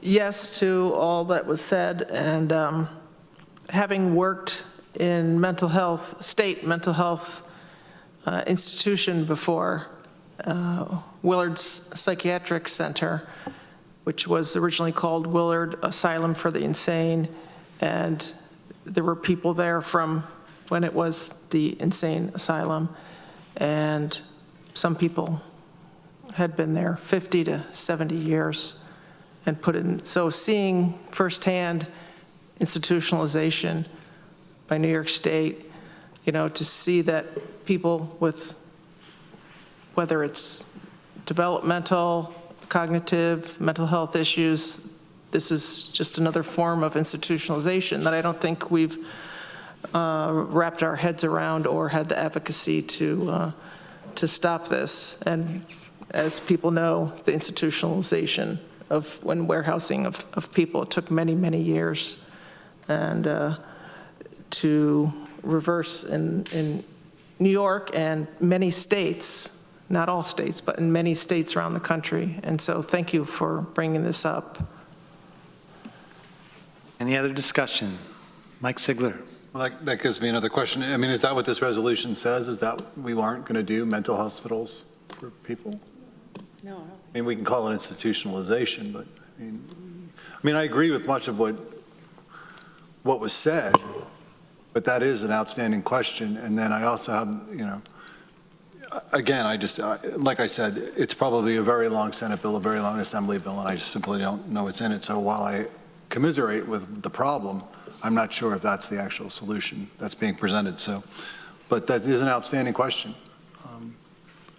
Are we saying that nobody stays in a hospital for a certain amount of time or longer, I guess? I don't believe that says that at all. It's about a specific program that the state runs. Yeah, it says it shall limit the time defendants are ordered for restoration services. It'll adjust fees. It'll allow individuals to be transferred to Article 9 facilities if it's determined that they're unable to be restored. And it'll require local units of government to reinvest savings from the reforms into community mental health. Okay, Randy. Yeah, it was discussed in the meeting too that there's a misconception that when a judge orders this, that they think that the person is getting mental health support, and they are not. So I think that maybe that's something we could do here, is to at least inform our local judges that you're not really helping people here. It may be they need help understanding the rules and law, but that was a big discussion. So, any further discussion? Shauna? Yeah, I just wanted to thank the Community Services Board for weighing in on this, because amongst that board, you have most of the professionals here in our community that take part of the conversation. So whenever things come out of that board, especially whenever it's unanimous, it really gives us a good background of what truly the professionals that are doing the work are thinking. So thank you to the Community Services Board. I personally will also say that, we used to have institutions where they would warehouse people, and, traditionally we no longer have that situation, which is a good thing. But I think we're also at this part in our society where we realize that there are certain people that need very severe and strong mental health care, and we don't have that. And so it's almost like we've overdone it. And I know that the conversation amongst, many healthcare and mental health professionals is that we need a facility for people that are really struggling with very severe, dangerous, self-harming, harming others, a place for these people to go, because there's nowhere. So I don't know if that's a county issue necessarily, but I want to make sure it's very clear that we're not saying we don't believe in no institutionalization, because I certainly wouldn't support something like that. No, thank you. Are we ready to vote on Resolution E? All in favor of Resolution E, please raise your hands. Any opposed? That is 12-1, the motion carries. And we are now going to take a 10-minute break at 7:42. Please be back at 7:50. We still have a lot of ground to cover. Mike Lane? Can I just ask Shauna a question, please? Sure. Shauna, is there any update on the situation with the loss of the Alcohol and Drug Council? That's a good question, Mike. And I know that Frank is at a conference, or he might be on vacation, but he's not here. And I know that there is an active RFP. Is that correct, Lisa? I see Harmony popped up. Great. And I think that they're getting ready to announce the RFP, but Harmony, please feel free. Yes, I believe the RFP will be made public tomorrow. Okay, well, we'll be all ears. Great. If I could also just finish my report. Oh, sorry. Yes. The one thing I wanted to make sure is that we do not have a July meeting. We are going to have an August meeting. And one of the things that we're going to be discussing is what we have done with the opioid settlement funds. One of our members of our board has brought to our attention that we should do some follow-up. So we will have some of those agencies reporting, see how some of the money has gotten out the door, and have an accounting for that. So feel free to, everyone's invited. Thank you. Any more questions for Shauna? All right, thank you. Now we will take our 10-minute break. Be back in your seats at 7:53, please.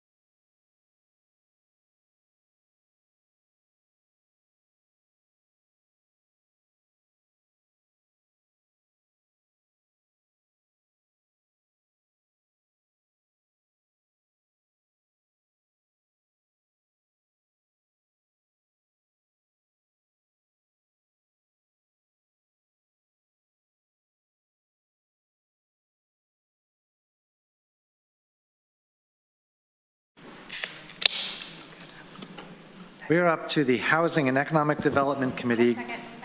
Oh, Good to go. Okay, good. forgot about that part of it. Housing and Economic Development Committee, Greg Mezzi, Chair. Thank you, Dan. We last met on July the 8th. We had to move the meeting date due to the 4th of July holiday. We had a number of reports and conversations, a few to highlight. We had the Manufactured Housing Working Group come to present to the committee, which Randy is also very active in, and that was a really great discussion to learn about some of the benefits of manufactured housing as a piece of the housing solution.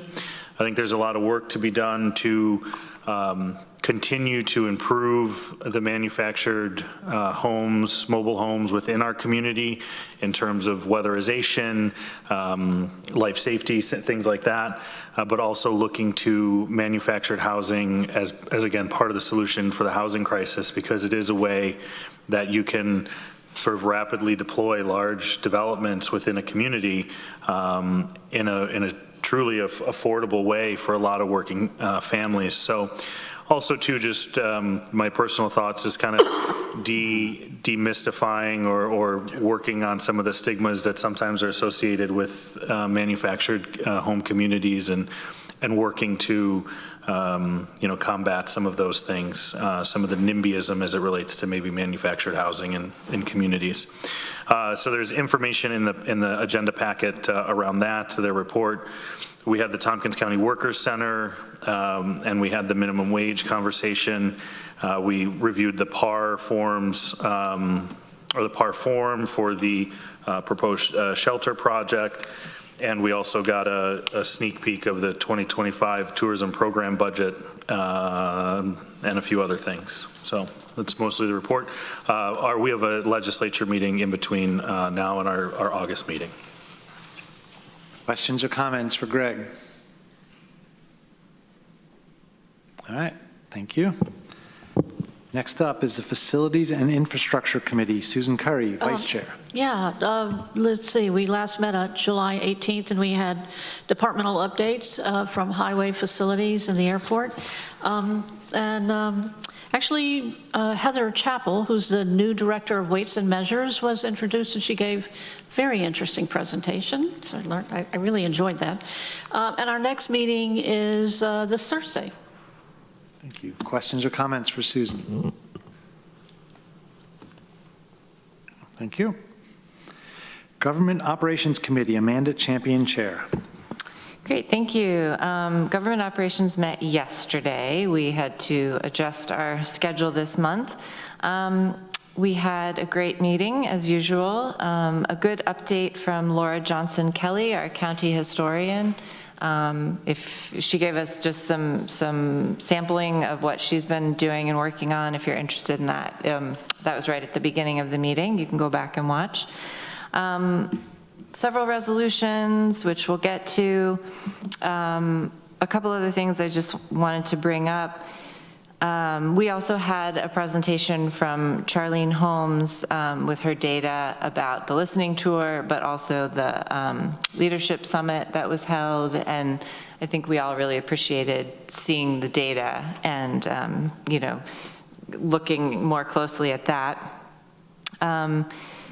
Kim Marie Moore from our ITS department gave us a very brief, because it was at the end of the meeting, but it was very cool and very exciting, an update on her GIS work.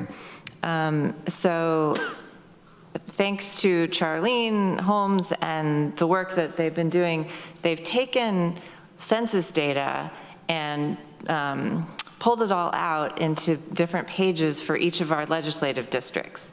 So if you go to the county website, the GIS page under census, you can pull up your district and see there's 3 pages, I think, for each one about diversity in all forms. It shows maps, it shows graphs and charts, a diversity index.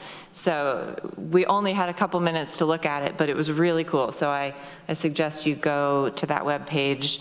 My colleagues here, but anybody listening, it's some really cool information, and it's sort of just the beginning of what we're seeing we can really do with GIS. So that was really cool. I sent you all an email about mid-year legislator travel and training information. You should have gotten that chart so you can see how much you may have spent or not spent, and you'll have an idea of what's left. If you want to go to further conferences this year, or if you don't want to go to further conferences, please let the clerks know so we can kind of plan for the second half of the year. The last thing I wanted to bring up before the resolutions is that we are just about at a year from when we passed a resolution to display the Ukrainian flag in our chambers. That was August 15th or something last year. So we looked at it again. We didn't have a resolution to vote on, but we looked at it again, and after I think what was a good discussion, we decided that the committee did not want to reaffirm displaying the flag any further. And people can correct me if I'm not getting this right, but I think what we decided was that we would want to bring forth a resolution through GO and then to the next legislature meeting that we would move the flag to an outside flagpole for 1 month. And then after that, we would not be flying the flag any longer. Mike's looking confused, but I think that's what we suggested. We felt like the language in the resolution brought the decision to a sunset at the end of a year, which again is coming up, and I think that's what our county attorney kind of guided us on. So happy to have questions. We will have another chance to discuss it and have a resolution at next month's GO committee, which will be August 1st. So there may be comments on that. McLean. August 1st. I thought what we said with respect to the flag was we would put it on our flagpole that we do here for 1 month, which is it's still in chambers, but it's like when when Henry Grandison used to bring forward for us to do the Pan-African flag, for example, or when we do in June have the rainbow flag in chambers. It would be the same kind of thing. It would go from being a permanent display to being a display based on our policy. Gotcha. Okay. Is that what other folks understood? I think I get that, but no. Okay. Rich is sorry. Rich, go ahead, and then I'll get to you, Mike. Yeah, my recollection is that our flag policy, which we probably are long overdue to debate at length. We're going to look at it again. Does not address the issue of displaying flags in chambers. It only addresses our outside flagpoles. And I believe there's several around the county at our various buildings. And the idea, as I understood it, was we would sunset displaying the Ukrainian flag in chambers, and we would then pass a separate resolution under our existing flag policy to display it on our flagpoles around the county for 1 month. Yeah, that was what I understood too. So sounds like maybe a little more discussion at the next meeting. And I guess I'd also add that our conversation was influenced by the very lengthy discussion we had regarding Israel-Gaza. And we also indicated it was important to bring it up here so that the rest of the legislators could comment on this. Mike Sigler. Just speaking as someone who generally I like rules sometimes. In this particular case, I do. I was really hoping maybe we would have a policy, something along the lines of we don't display other nations' maybe flags in chambers. Maybe we only do the United States flag and our state flag and whatever the flag of on our approved list is. I know there's an approved list. I would like to caution once again that there is flag policy when it comes to national flags. We don't put national, other nations underneath the United States flag. We put them on a separate, there's actual whole flag code here. So we would have to put it on a separate flagpole of equal height to the U.S. flag. So if you wanted to fly the Ukrainian flag, I think the library might have that. I think the airport has that. And it would have to, I mean, it's whole flag code. So, and I can't imagine that I would not like to see our county rules supersede the national flag code. So if we could make that not happen, that would be great. Okay, further discussion about Amanda's report? This is not a resolution. Okay, Amanda, do you have more? Just the resolutions. So we've got Resolution L, contingent fund request, county administration, professional services, ID 12557. I'll move that. Is there a second? Andy seconds. Any discussion?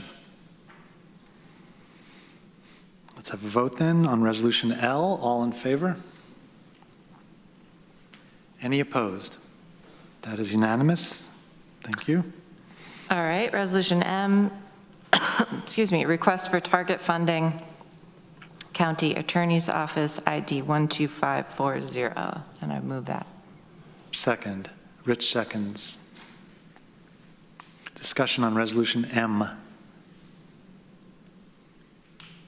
Okay, let's have a vote then. All in favor? Any opposed? That is unanimous. All right, Resolution N, authorization to execute quitclaim deed sale of foreclosure properties at public auction, ID 12567.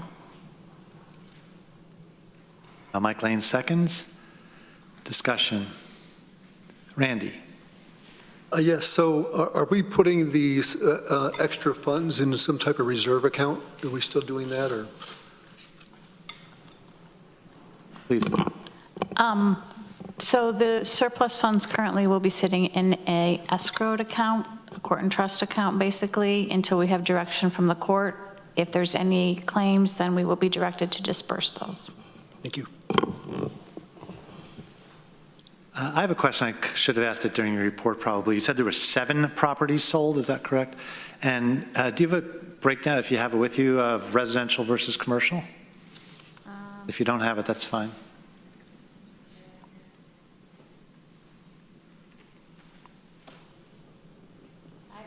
I don't have it by residential versus commercial, but I do have the list, well, the listings there. I have more information on individual properties. Maybe you could figure it out, but okay. I don't know. Very good. And I just want to mention 7, I mean, that's a way lower number than we started with. Even just a little while ago, it was much higher than 7, I think, right? Yes, we started in October with 68, I believe. Kudos again to our whole process. Really don't want to foreclose, that's my impression. So. Okay, so we're on Resolution N. Any further discussion? Have a vote then. All in favor? Any opposed? That is unanimous. Any last thoughts from Gio? Yeah, just that we will meet on August 1st, which is only 2 weeks away because we had to shuffle this month. So more Geo fun coming soon. Any last questions or comments for the Geo Committee? Okay, thank you, Amanda. We're now up to Planning, Energy, and Environmental Quality Committee. Ann Corman, Chair. Thank you. Our committee did not meet this month because we did not have any pressing issues for the agenda. We will meet again on Monday, August 12th at 10 a.m. Questions or comments for Ann? If I missed anything, my vice chair could fill in. Dr. Pillar? No? Okay. Okay. Very good, thank you. Next up is the Community Recovery Fund Advisory Committee. I sent around an email that contained a lot of this information, but I'm going to read some of it just so it's out in the public a little more. The Community Recovery Fund Advisory Committee met on June 24th. The Community Recovery Fund used money that we received from the federal government through ARPA, the American Rescue Plan Act. That money comes with some deadlines. Money that is not obligated by December 31st of this year cannot be re-obligated after that. That means that if a project does not go to completion, we will have lost that money. To prevent that, we set deadlines for those projects whose completion is less than certain. We also discussed what to do with the current funds that have been returned or underspent. That amount is currently $26,712. That number may grow, but we don't anticipate it growing by a large amount. What we decided to do with that money was to distribute it to community organizations. So we are launching a new limited mini round of the Community Recovery Fund. What we decided is we're going to allow the next 5 applicants on the original list who had not received funding from the previous rounds to apply for this mini round. Also, we are going to let current Community Recovery Fund recipients who have requested additional funds also apply. So that means that this application process will be open to 11 organizations. Those organizations, they've been notified already. They will need to write new descriptions and budgets for their projects. We'll give them a fairly short time frame to apply, and they should only apply if they can meet the tight deadline that we will give them to take care of all the paperwork for reporting and reimbursement purposes. We will be voting the way we did for the previous round. That means that all legislators will receive a spreadsheet with the new applicants. We will vote electronically. We will vote individually, and then our votes will be combined into one spreadsheet that will have a ranking based on all our collective votes. After that, we'll have a normal in-person official vote to finalize the whole thing. So that voting is going to take place this month and next. It's a very quick time frame. You will be receiving instructions by the end of this month with details about how to vote. But it's like we did last time. It's not that complicated, and our consultant will do the magic of combining all our votes into one spreadsheet. And the committee will next meet on August 5th at 10 a.m. Any questions? Deborah? Yeah, this is not relating to your report, Dan. Sure. But among the documents that I found in my inbox when I got back, there was a list of where we stood with all of the Community Recovery Fund awards. And I noticed there was one red square that suggested that somebody had spent more than what was awarded. Did I misunderstand that? If I recall, the excess amount was 1 cent. Oh, And okay. I think we. Oh, okay. I don't know. I'll contribute to that. I was going to say, I think I have a penny in my pocket. Okay. Randy? Yes, when we met, one of the biggest concerns was the large amount that we granted to Cuba Medical, and that they had to get back to us by a certain date. Have they done that, or? So the deadlines that we gave them and one other project was August 30th. We are meeting with them halfway through next month to really drill down a little further and figure out where they're at with their plans. We need that amount of lead time because if we have to re-obligate the money, we're going to apply it like we did a lot of the other money to cash for capital, let's call it, so county spending, but we have to have contracts in place to do that, and it's going to take months to work through all that. Thank you. You're welcome. Any other questions? All right. Budget, Capital, and Personnel Committee, Mike Lane, Chair. Yes, we did meet on Thursday, July 11th. We reviewed some of the PAR forms for the airport. We're going to have more PAR forms to be looking at. We heard a report from our Human Resources Commissioner, Ruby Pulliam. She reminded us of an event on August 9th, in which civil service representatives from the state will be here to talk about the process, and it's going to be from 1 to 4 at the library, and she encouraged us to come.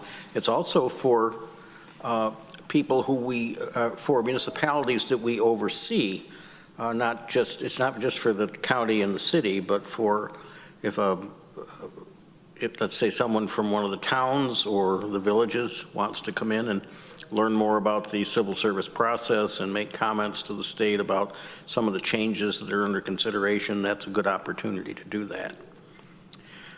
She also reminded us that the employee picnic is going to happen on Wednesday, August 21st at 3 o'clock.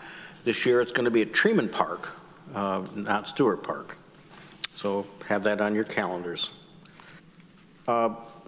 We talked a little bit about the upcoming EBC process, simply thinking that maybe we're going to try to group some of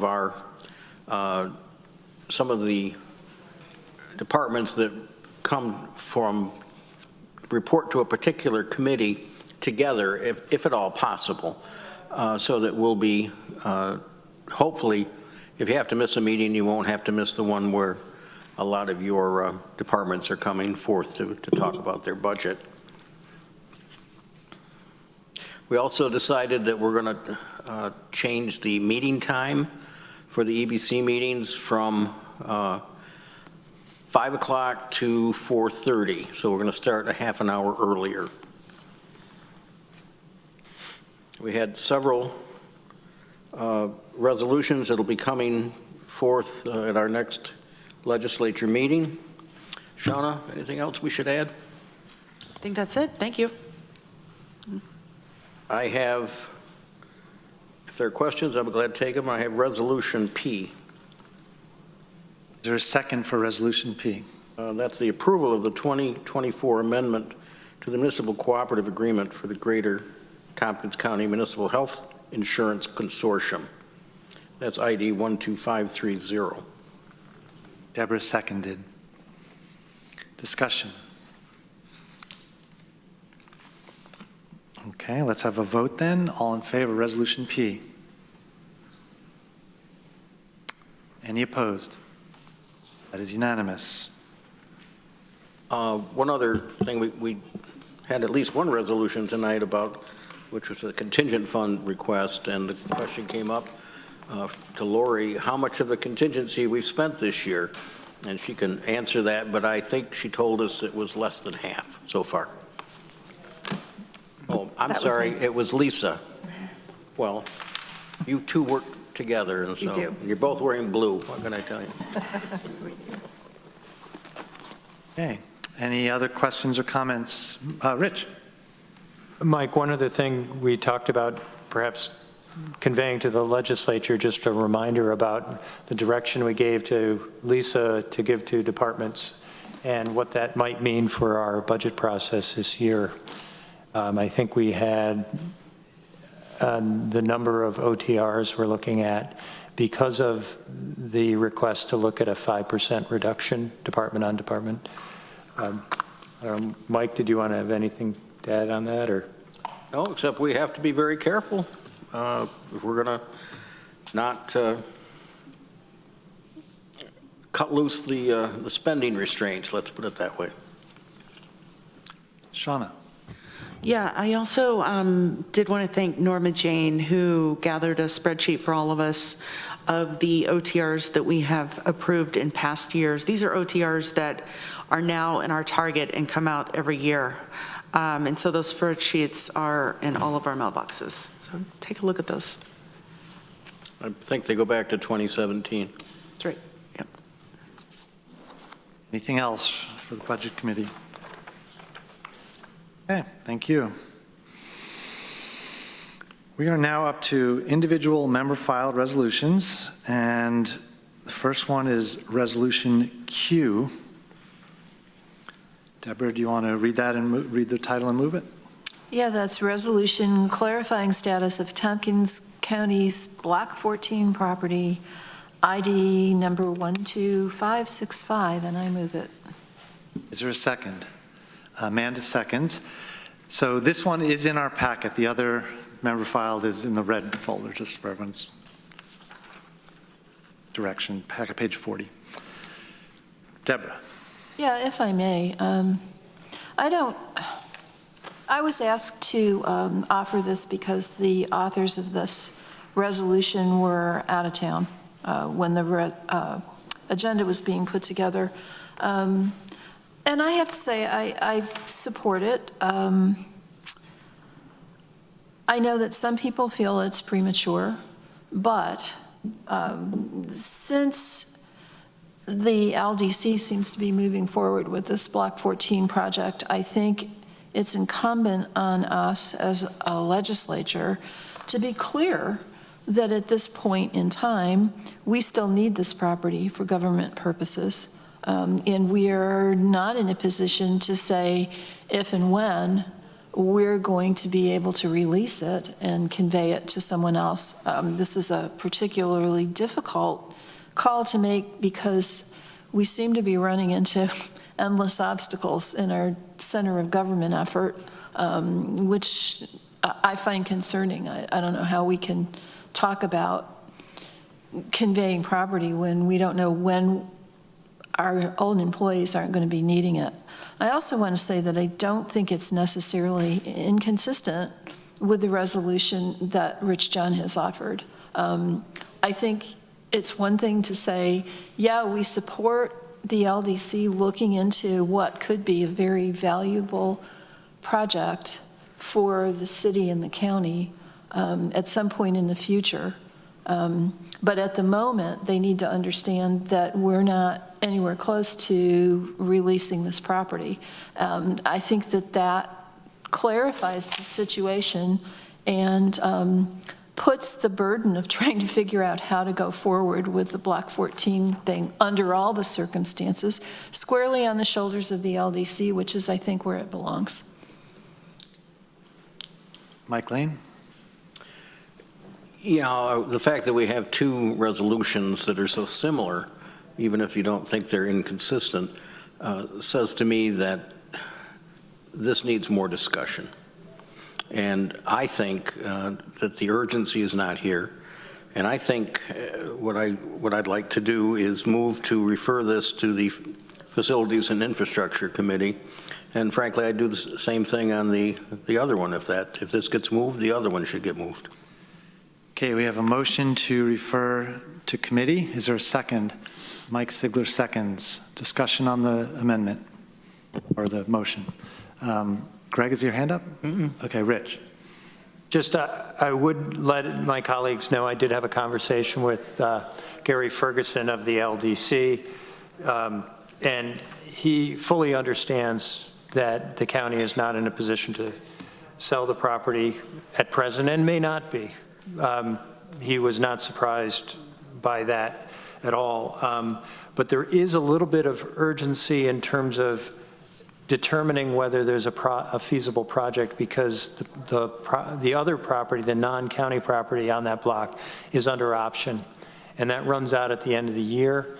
And if it's not exercised, it could be renewed, but at an additional cost. And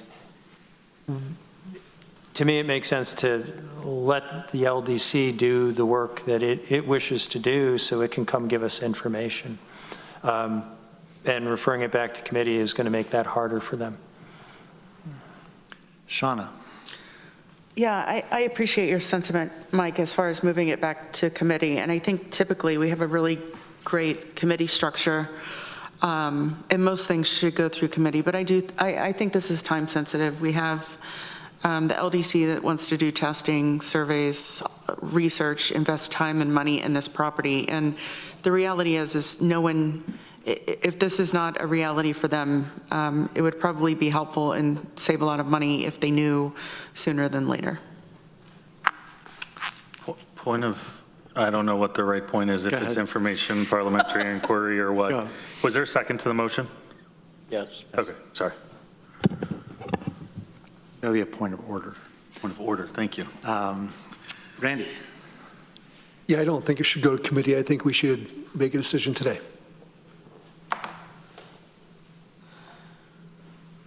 Any further discussion on the motion to send it to committee?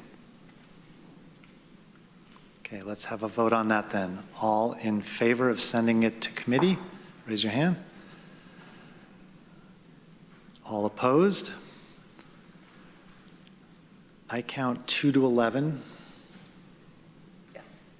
Okay, the motion fails. We're back on the main motion, and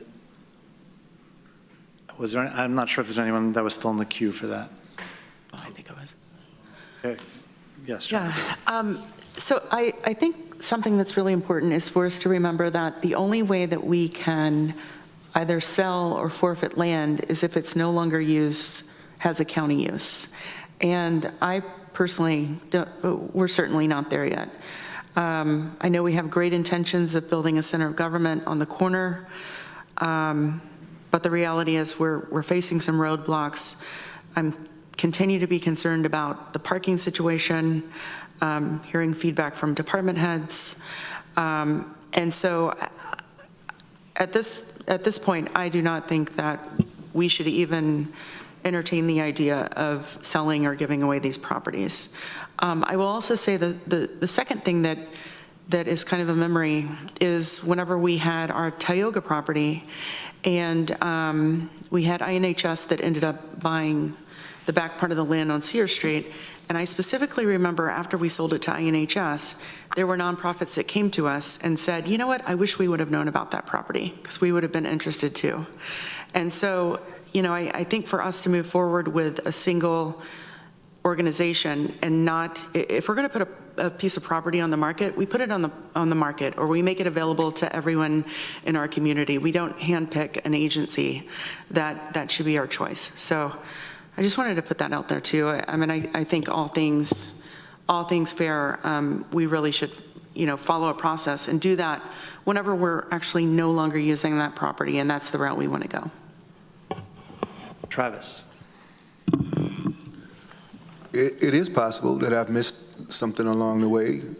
I didn't realize that when we were talking to Gary and folks that we were ready to sell the property. I thought we made it very clear in both times that the property wasn't for sale until we were no longer using it, and if that we had to decide on that.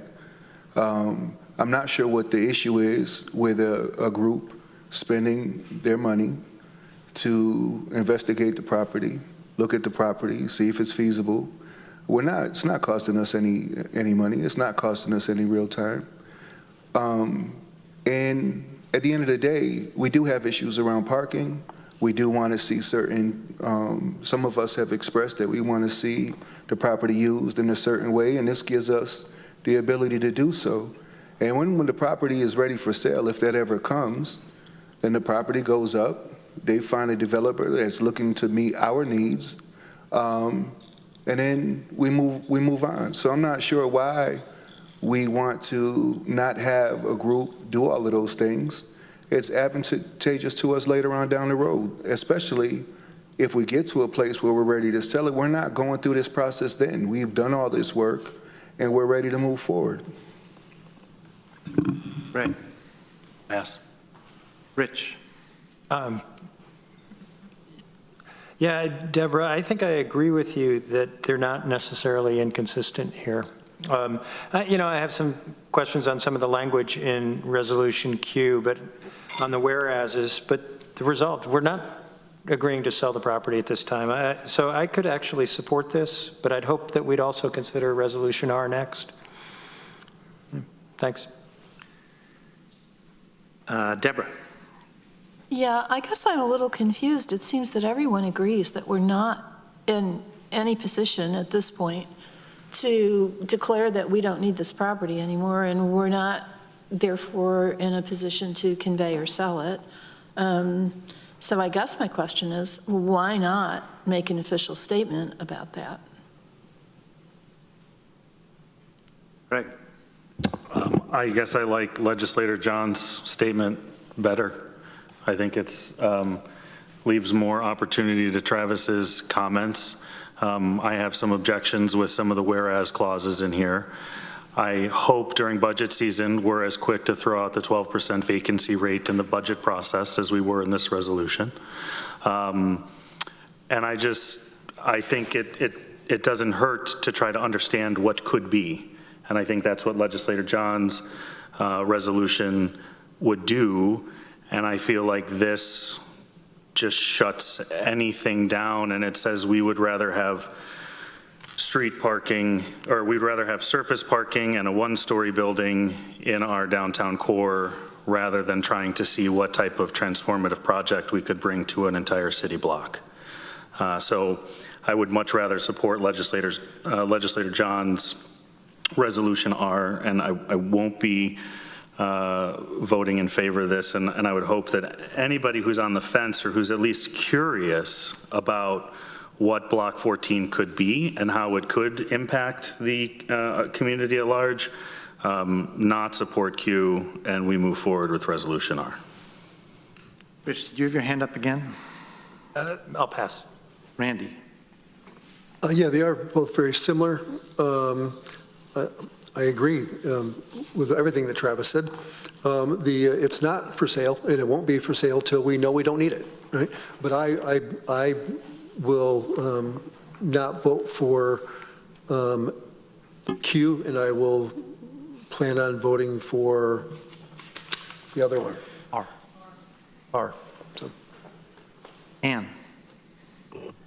Yes, in response to what my colleague Travis Brooks said, just to add a couple more things, I agreed with everything that he said, and just wanted to emphasize a couple things. Nobody's talking about giving away the property, and I've heard that said more than once, not just tonight. I don't believe we legally can just give the property away. I could be wrong, but I have no intentions of giving that property away. And as far as selling the property, we are not giving any exclusivity to this LDC. This does not commit us to that. It just helps give us more opportunities to look at if we decide to sell it. And I think we owe it to us. I think we owe it to the residents of the county that we keep all options on the table. So I really don't see why we're shutting the door. I haven't heard, a really strong argument of why we're going to close that door at this time.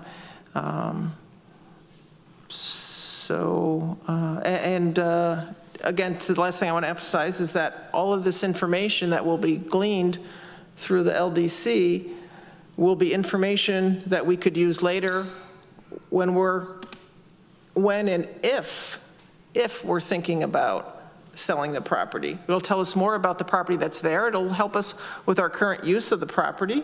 And if we decide to keep it, we're going to know more information about the property. And if we decide to, and if we sell it together with other properties, or we sell it separately, or we sell part of it, this information will help us with that. So I don't see a downside. So I will be voting against this one and voting for Resolution R when it comes up. Okay, I've got Veronica, then Travis, then I'm going to take a turn.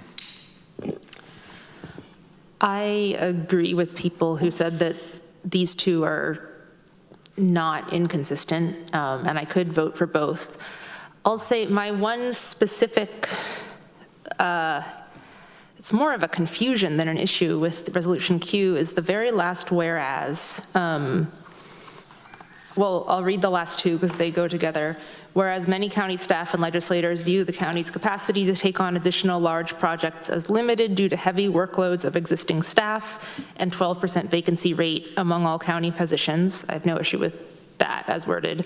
And whereas working on a project to alter or give up the county's interests in its property on Block 14 would require a great deal of time and work on the part of county staff, that is either confusing to me or maybe misleading in general, because the center of government project is likely such a project, and we already are doing a lot of work on it, using a lot of the work and time of county staff.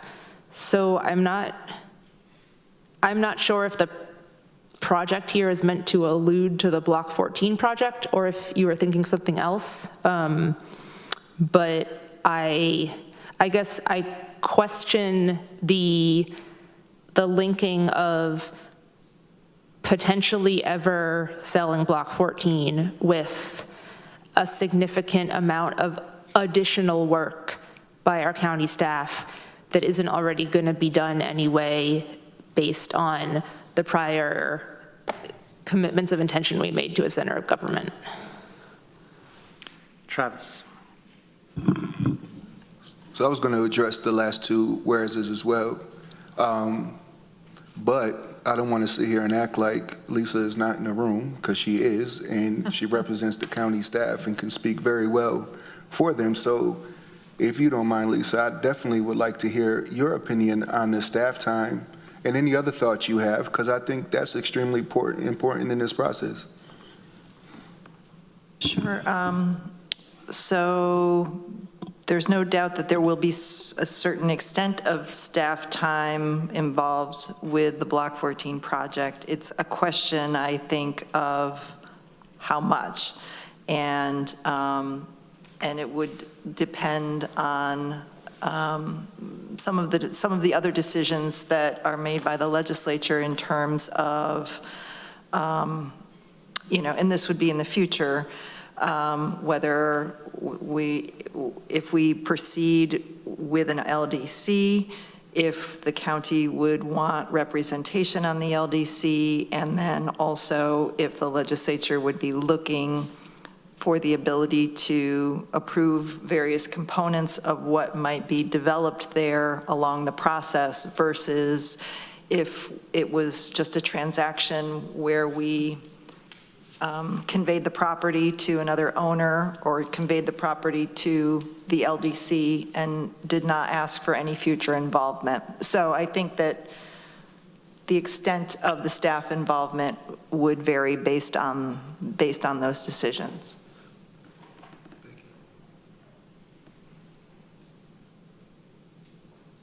That is my major concern, or it's one of my major concerns at least, is the amount of staff time involved. In my view of what's going on, the county staff is just maxed out. And to continue in these conversations with this LDC and provide documents and go to meetings, it would require time that I don't think is worthwhile, because the property is not for sale. If the time comes when the property is for sale and we want to invest that staff time, then we'll find a way to do that. Well, we'll ask for it, but in the meantime, I don't think that is a valuable use of our overtaxed staff to engage with this project that isn't our project. Randy. I don't see where this is going to require hardly any county time. I don't think that we should be part of an LDC. I'm not sure how Greg feels about that, but I don't think that's a direction we should be going and thinking about. But it's not to say that, we have needs, and we have the County Office of the Aging there and Veterans Services there, and there's need for housing for seniors that's affordable. Maybe there's a mix there, where, hey, we need parking, we need our county office for the aging, and maybe they have a project that builds those two together. I don't know, but we won't know until we go down this road. So I mean, it's not for sale, and we haven't determined exactly which departments are going to go. Although we did a resolution saying which departments are going to go into the new center of government building, that could change, obviously. So I just don't see how this is going to require much county time at all. So.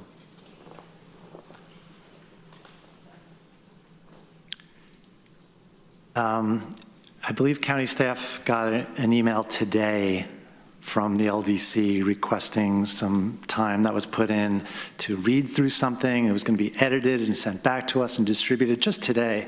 So it is going to require staff time. I'm not sure how anyone imagines a project that takes up an entire block and contains a county building and 2 parking lots in a complex legal transaction. It involves environmental testing. How that doesn't take our time, I don't understand how people could think that.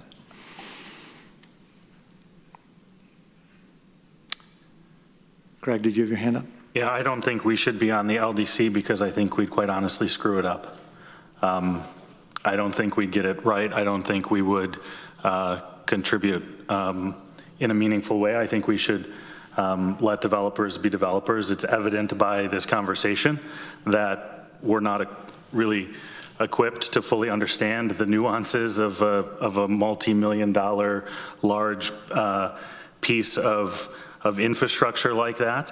and I guess I would trust those members of the LDC. I think we've not said that the county building is for sale. We said that it should be arranged for the sale of the annex once the center of government is complete. And I think, as I said before, Legislator John's support of this, or Legislator John's resolution, talks more about just cooperating with somebody who's exploring what the possibilities are. But at this point, I would not advocate to be part of the LDC, although I do feel it's a missed opportunity for us to have a meaningful part in defining what that project looks like on that city block. But if there's not an appetite to solve some of the problems that we sit here day after day and face through a solution that we can be a part of, then I guess I'd really love to understand what staff time is being prioritized to do, and if there's opportunity to reprioritize some of that. Because personally, I feel like this should be something that's of a priority, and everybody can snicker and make their faces and look the other way, that's fine. But I think it's important that we have a housing issue, and we have an affordability issue, we have a tax base issue, and this could solve some of that. But if we don't want to take that up, if we want to keep surface parking and single-story buildings and, you know, kick around capacity issues, then, like, what's the point? Like, why even be here? Any other discussion? Shauna?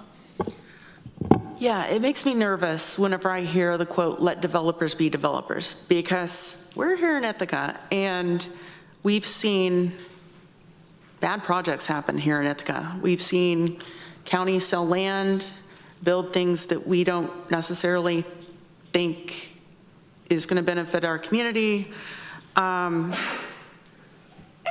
so whenever we talk about selling this land or giving it away or whatever we're talking about doing with this land,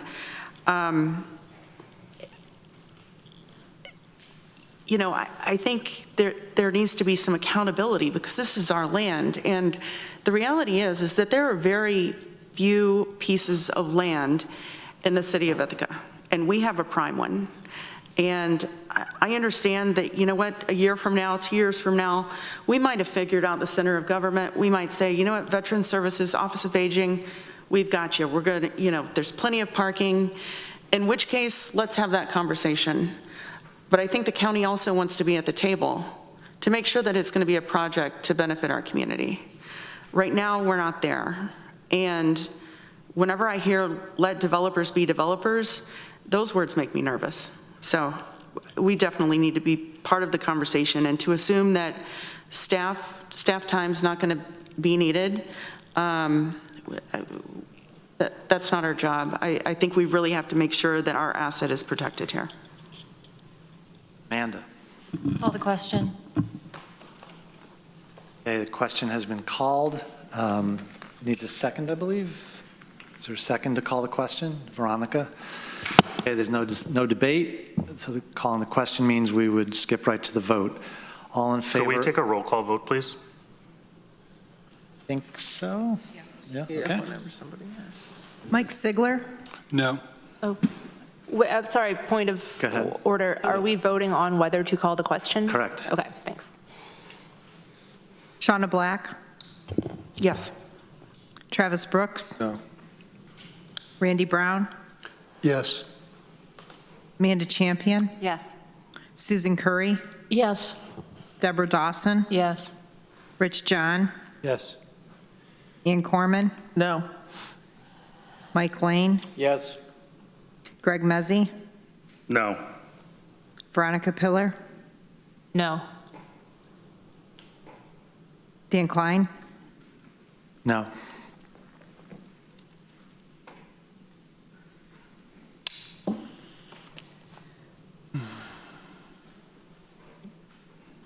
Seven ayes and 6 noes. The motion fails. I have 2 more people in the queue. Maybe we can take that close vote as a sign that we probably do need to wrap up debate. Travis. So Dan, you made a great point. You said it's going to take staff time, right? And at some point in time when we sell it, it's going to take staff time. So either way, it's going to take staff time. Shauna, I heard exactly what you said, and I agree. The county should have a say in what happens at that development. That's why I said what I said earlier. For us to be able to be part of the process, we can say we need this, we need this, we need that. If we're going to sell it to a developer, these are the things we're looking for, and if those things can't happen, we're not interested. And then at some point in time when the developers found they have agreed to that, and that's the whole point of this, so we can get the biggest bang for our buck out of this. We can get what we want, we can get what the residents need, we can take care of our employees. That's my whole thing for being part of this. Greg. My let developers be developers comment was about the sticks and the pipes and all of that type of thing. I think where county involvement is needed is, to Travis's point, being part of an LDC or supporting this type of project exploration is how we ensure accountability.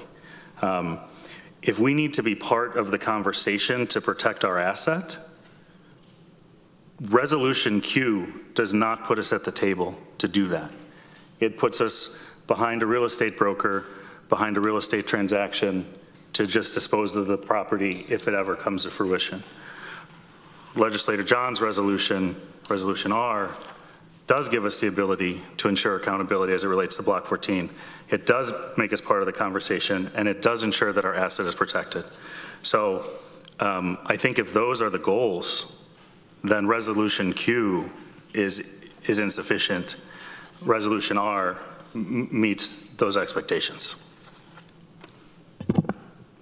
Further discussion? Okay, let us have a vote then on. Call for a roll call. Resolution Q. Roll call vote.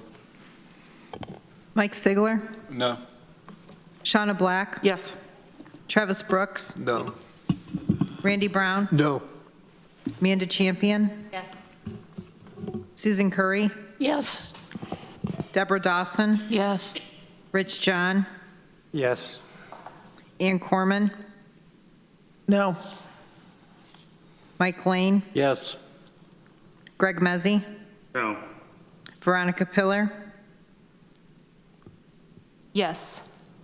Dan Klein? Yes.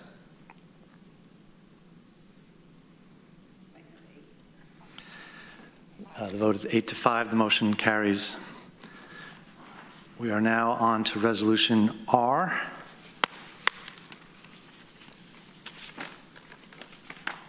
Rich? I would move a resolution in support of a feasibility study for Block 14, ID 12573.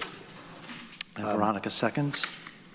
And I don't think I need to go into a lot of detail. It kind of speaks for itself. I think we've already really debated it.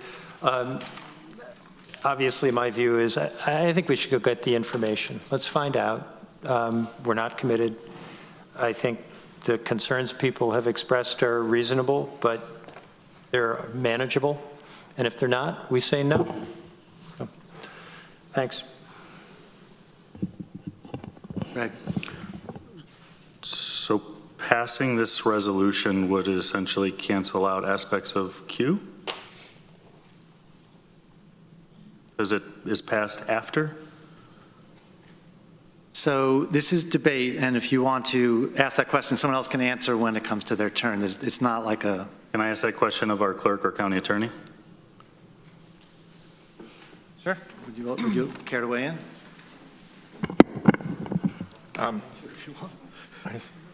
I don't think anything about R would cancel Q to the extent that there are any inconsistencies between them. If they're both adopted, they would be subject to being harmonized as things unfold, but they would both be resolutions of the legislature.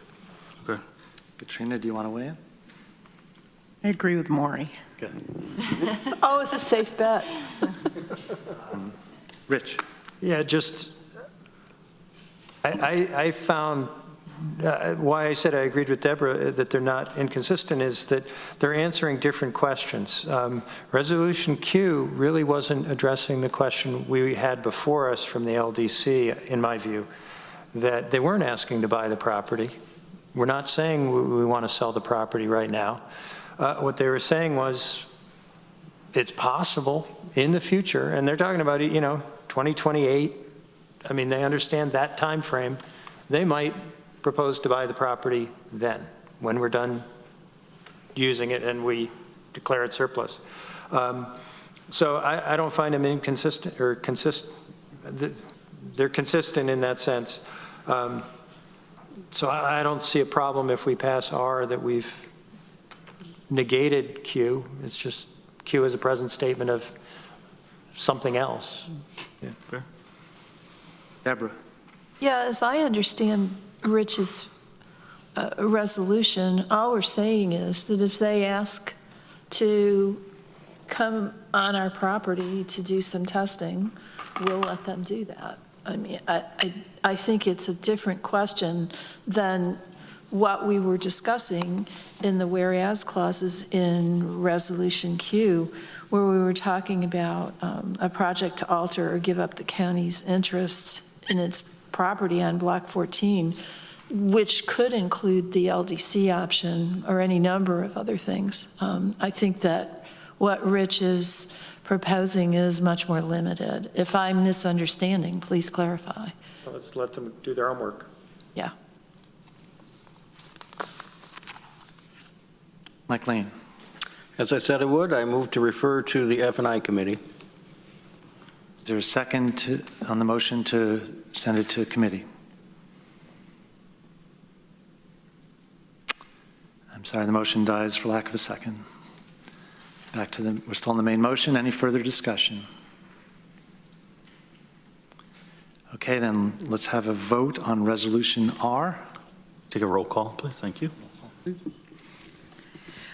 Mike Sigler? No. Shauna Black? No. Travis Brooks? Yes. Randy Brown? Yes. Amanda Champion? No. Susan Curry? Yes. Deborah Dawson? Yes. Rich John? Yes. Ann Corman? Yes. Mike Lane? No. Greg Mezzi? Yes. Veronica Pillar? Yes. Dan Klein? No. 8-5 again, so that also carries. Okay. Good luck, world, understanding what we just did. Okay, we are on to wrap up this agenda. We're up to the minutes now? Okay. Would anyone like to move the minutes of the previous meeting, June 18th? Travis moves, Susan seconds. Any discussion? Okay, let's have a vote then. All in favor? Any opposed? That is unanimous. Is there any unfinished business? We're going into After that executive. discussion, probably. Okay, then I'm hoping somebody will make a motion to go into executive session in accord with Article 7, Section 105 of the Public Officers Law for the proposed acquisition, sale, or lease of real property, or the proposed acquisition of securities, or sale or exchange of securities held by such public body, but only when publicity would substantially affect the value thereof. Is there somebody that's willing to move that? Shauna moves, Travis seconds. Discussion? Okay, all in favor? Reluctantly. Any opposed?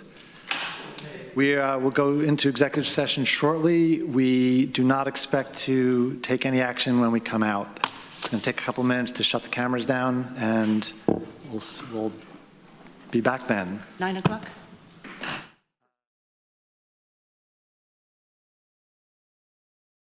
About 5 minutes ago, so, yeah. So anyway, we're adjourned, sorry.